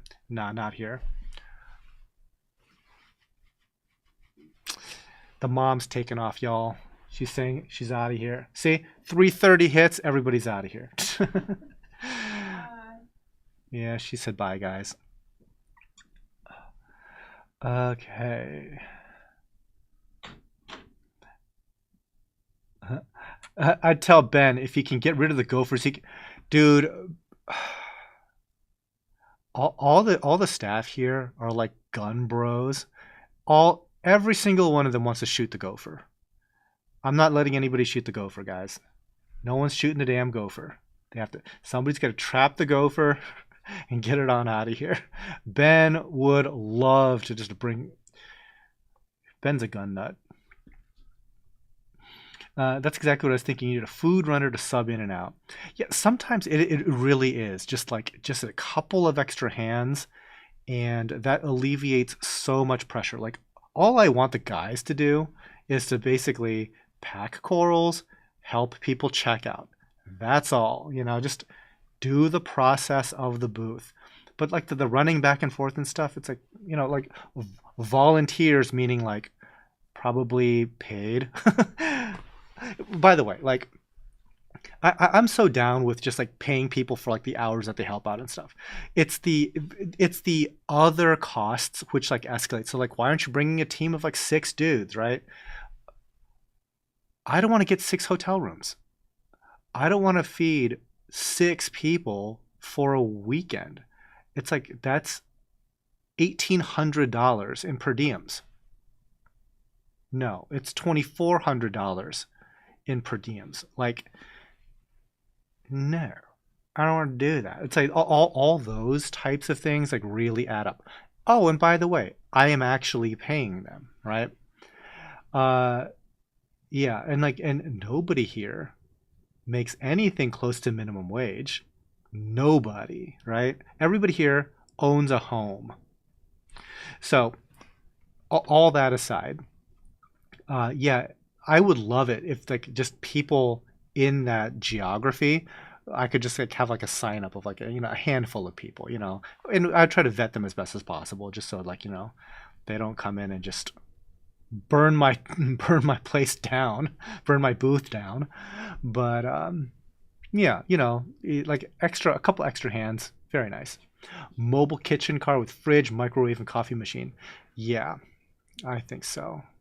Yeah, like do I bring the ice cream machine on the road? I don't think I do.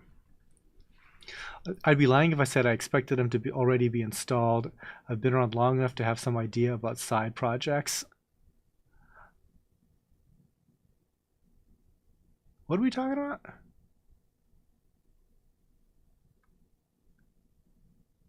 I don't know. Right. I'll do it in trade for coral. Got plenty of coral.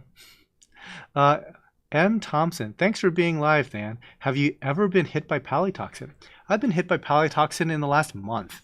Yeah, it's not great. Like I know it as soon as it happens. Like I got it actually not from Palys, but I got it from Zoas. And I was just like rough handling Zoas, actually trying to clean a tray. And and it happens. It's really uncommon to happen from Zoas. Like Pallies are like nuclear option when it comes to that, right? But no, I got sick from Zoas. I knew it immediately. Like, I was like, oh, I feel gross. I know what happened. So that night, it's like you get the fever, you get the chills. That's not fun. But here's what really sucked. So palytoxin is a all-encompassing toxin practically. It's neurotoxic, it's cytotoxic, it's all kinds of stuff, right? Well, the neurotoxic part, it changed my personality for about 3 days. And the reason how I could tell is I am never depressed, okay? Never. That is simply not something I struggle with. And I was like textbook symptoms of depression for like a couple of days. But on top of the depression part, um, like my anger level was off the chart. Like I straight up just told my staff, like, okay, me talking right now is a bad idea. And so like during the staff meeting, I was like, if we can get through this meeting without me saying a word, that is the best outcome. And they're like, okie doke. And they pretty much did the entire meeting without me saying anything. But that was like how redonkulously angry I was at a chemical level. So yeah, it's like it's not a great thing.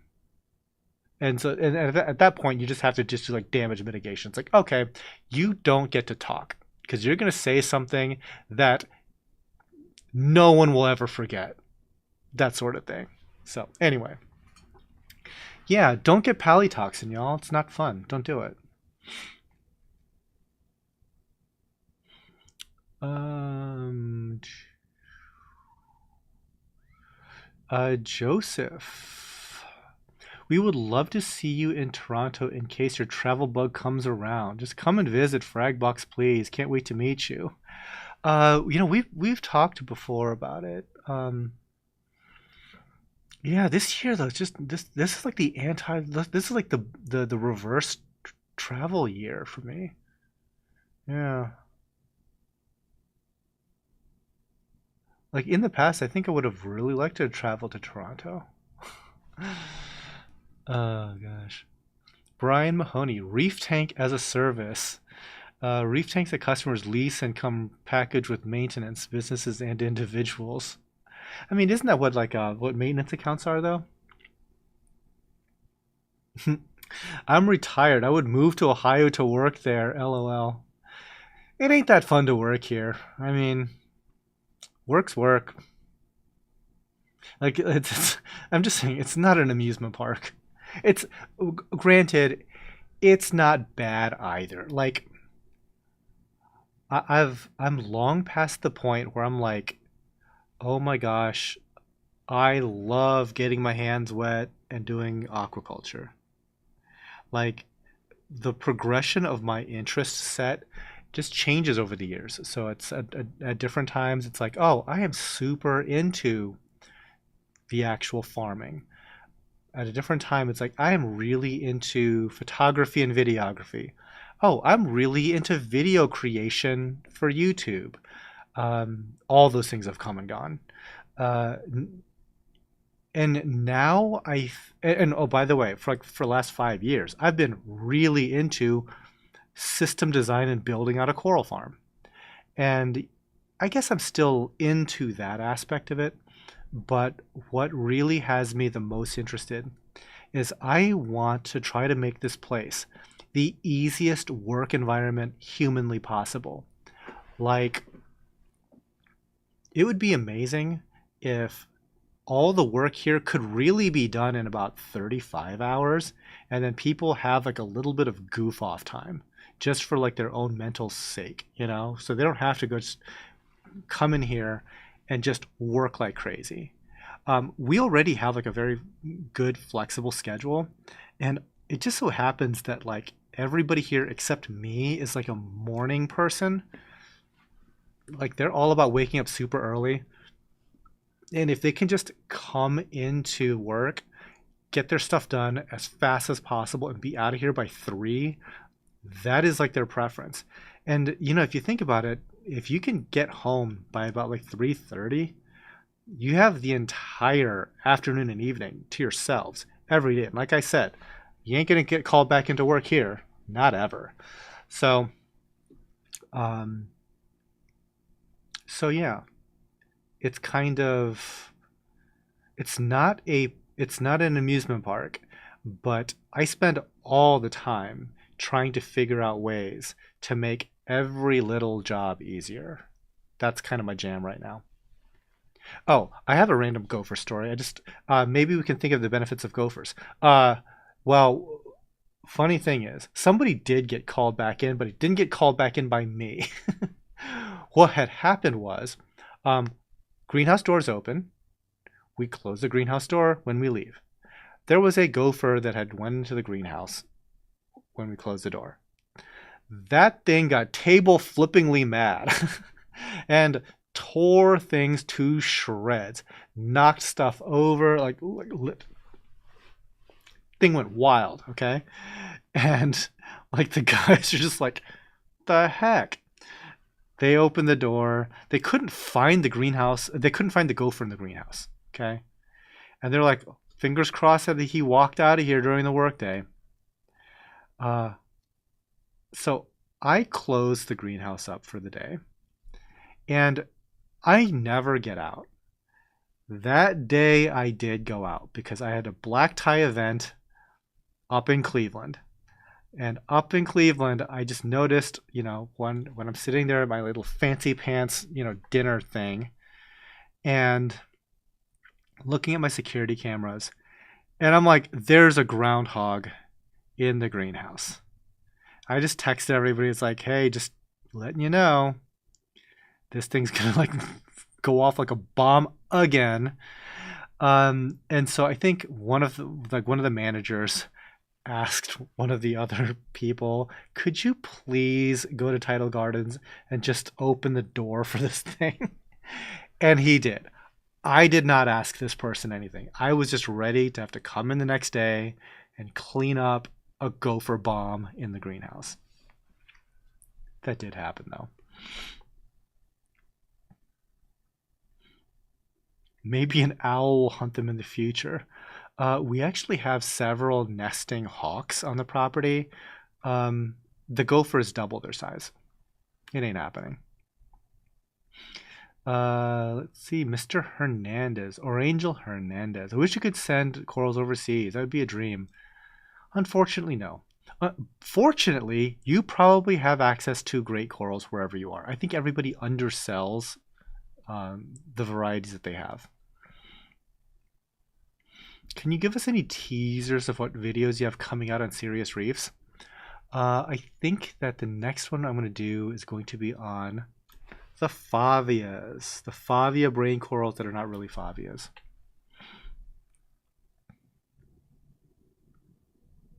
M. Thompson, I went to the ER.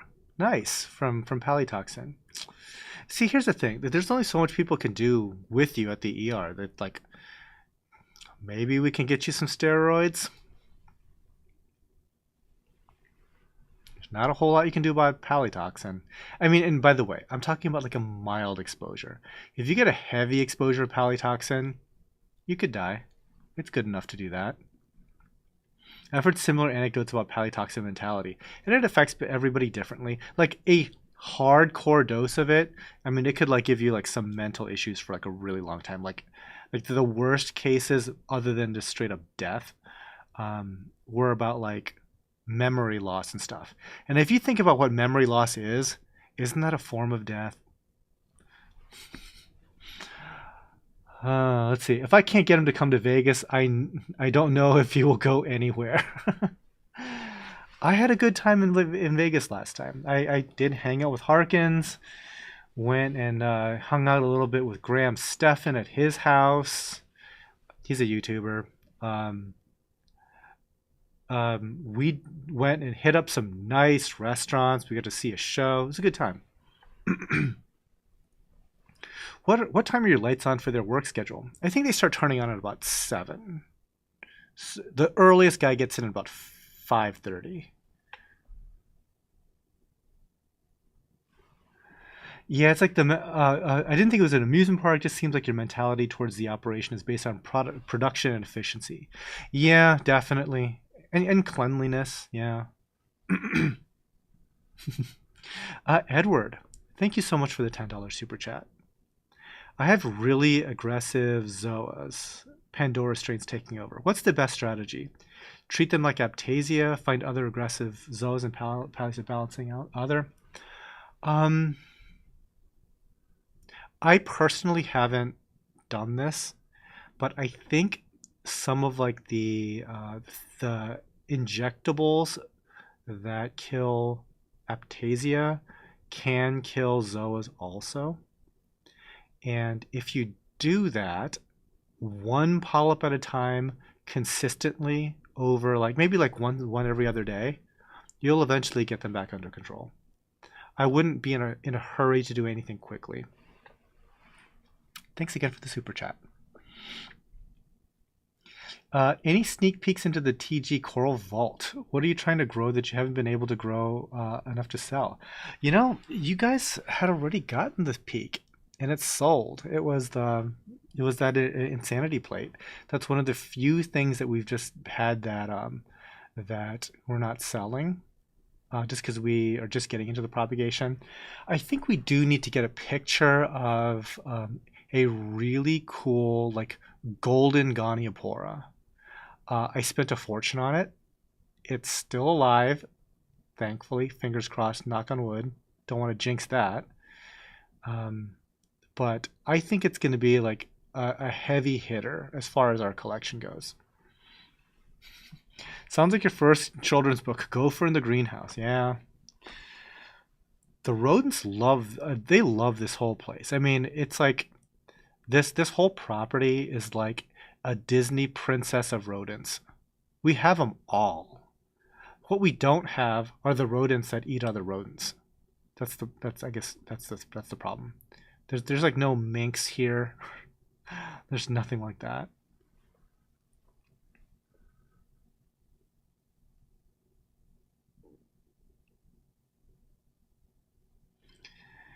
Yeah, M. Thompson. Yeah, they looked at me. I had three heads when I told them what happened. They had to look it up and give me some IV anti-nausea vomit stuff. Had vertigo for a week. Yeah, it's not cool. Here's the thing, guys. If, especially with Palys, I would be so happy to be like, one day it's like, hey, we lost our last Pally. Should we stock up on more? No. I am perfectly okay not having any more. Ever. Like, I'll never miss the sales of Pallies. I say that as if I know what the sales of Pallies are. Like, that's one of those things I'll say. And then Ben will be like, actually, in the past 3 months, we've sold 350 frags of Pallies. I'm like, damn. Damn. That's my trade show booth right there. Damn. That happens like a lot, actually. You know what's funny is like when there's certain things that we don't expect will sell, and you look back and it's like, we've sold a lot of those. Certain things, just, I can't believe that this thing sells as well as it does. So I might be surprised. Maybe I'm like bad mouthing Pally's. It's like maybe Pally's is like, maybe they built this place. Reefing Addiction. I'm drooling over the Ghani and I haven't even seen it yet. It's dope. It's so nice. It's really nice. Does your mom still have a personal stash of corals? I wouldn't say that necessarily, but she does like she wants to take care of coral, which is kind of nice because I think that sometimes on a day-to-day basis we just kind of like gloss over like the fields of corals, and so sometimes she'll pay closer attention to certain ones that need a bit more attention. Yeah, I think I'm just gonna have to like ask Becca to just to set that up and shoot it just for our records, if nothing else. Get some video shot of it and the whole 9 yards. SM Obushan. Pally's got the window in my house, literally. Okay, careful with that. They can stay toxic for a really long time. Um, Chlorine, lots of chlorine.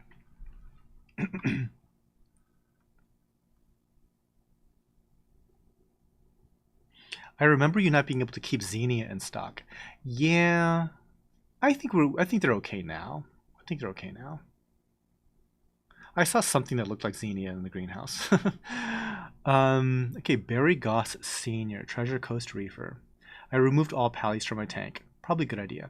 Every time I did tank maintenance, I would get sick for days. Not an issue now. Yeah, guys, it's not worth it. This stuff is like too dangerous. And by the way, we sell pallies, right? I'm not gonna like, parent big brother your hobby, right? You're all adults.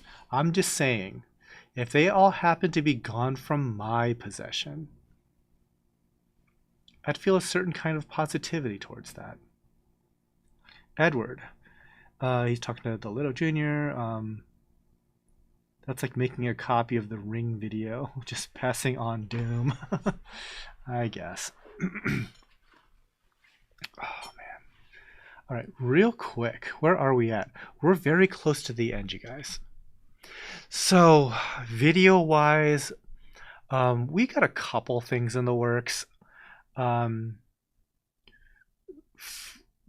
I think so. I released a video already talking with Alex. Actually, two videos talking with Alex and about a biz. The next video is kind of still a biz adjacent. That's been filmed, and I kind of don't want to release it right this second because I think it's like having like 3 or 4 videos in a row, all kind of still talking about that subject. Give it a rest. I think I'll talk about something else entirely and then publish that video afterwards.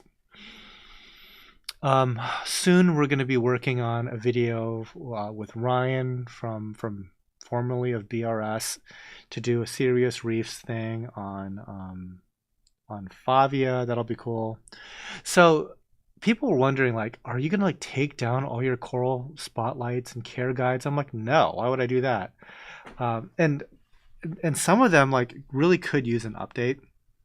And the thing with serious reefs came around at a good time because like we can set a kind of a schedule to do that stuff with him, and I don't feel like it's regurgitating content on our channel, even though like for example we did an elegance video like 7 years ago. So if I did an updated care guide on elegance, I wouldn't feel so bad, right?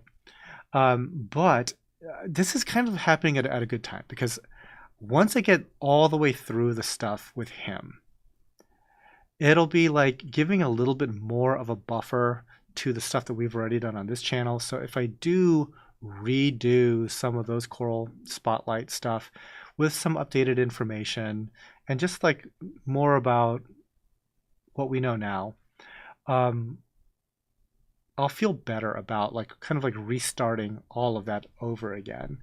And the thing is like about the serious reef stuff, if you guys don't know, like that's Ryan's new like paid subscription service thing, right? So he does videos with other people too. What's nice is like Ryan wants like really short videos that is like that doesn't really explore all the stuff. It's more about just like how to care for it, what to expect, move on to the next coral. And that's kind of not what we do on this channel. So I don't even think that, even though it's me talking, it's my corals I'm showing, it is my content. Um, it's it's a very different flavor for his channel, and so I think that it's a good thing for like his paid service, uh, for the tone and for the pacing.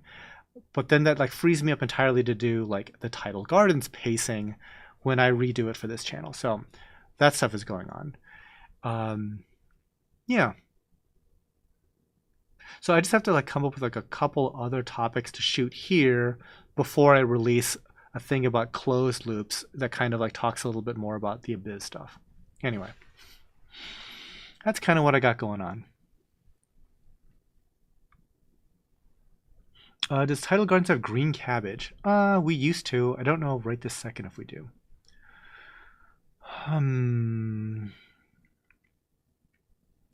Metallica, what aspect of the reef keeping hobby do you feel is overlooked by the industry? For example, I feel that my local stores do not have embraced nanotanks enough. It inhibits onboarding of new reefers. That's overlooked by the industry.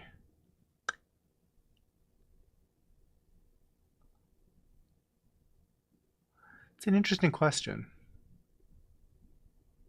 I think that the folks that really do well in this industry now, I think that because they are more public, less things are getting overlooked. I mean, back in the 90s, like everything was overlooked. Like every store was trash. But these days, like, there's like some very high-end stores kind of like showing what they do. And I think that like that became an aspirational thing for a lot of stores. And yeah, just raise the awareness of a lot of different things, learning from people that have done it at a high level. So I don't know if there's a lot these days.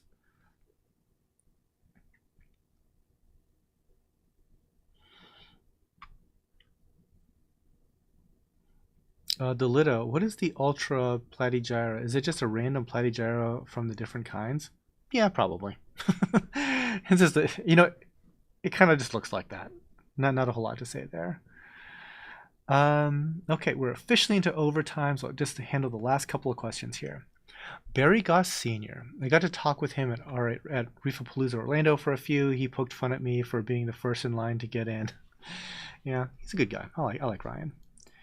Um, Sorry, my bad. 237. This is the last coral. Nano reefs are so hard to keep for new reefer. I wouldn't start smaller than a 29. I kind of agree. I like slightly larger aquariums. Okay, guys, that does it from here.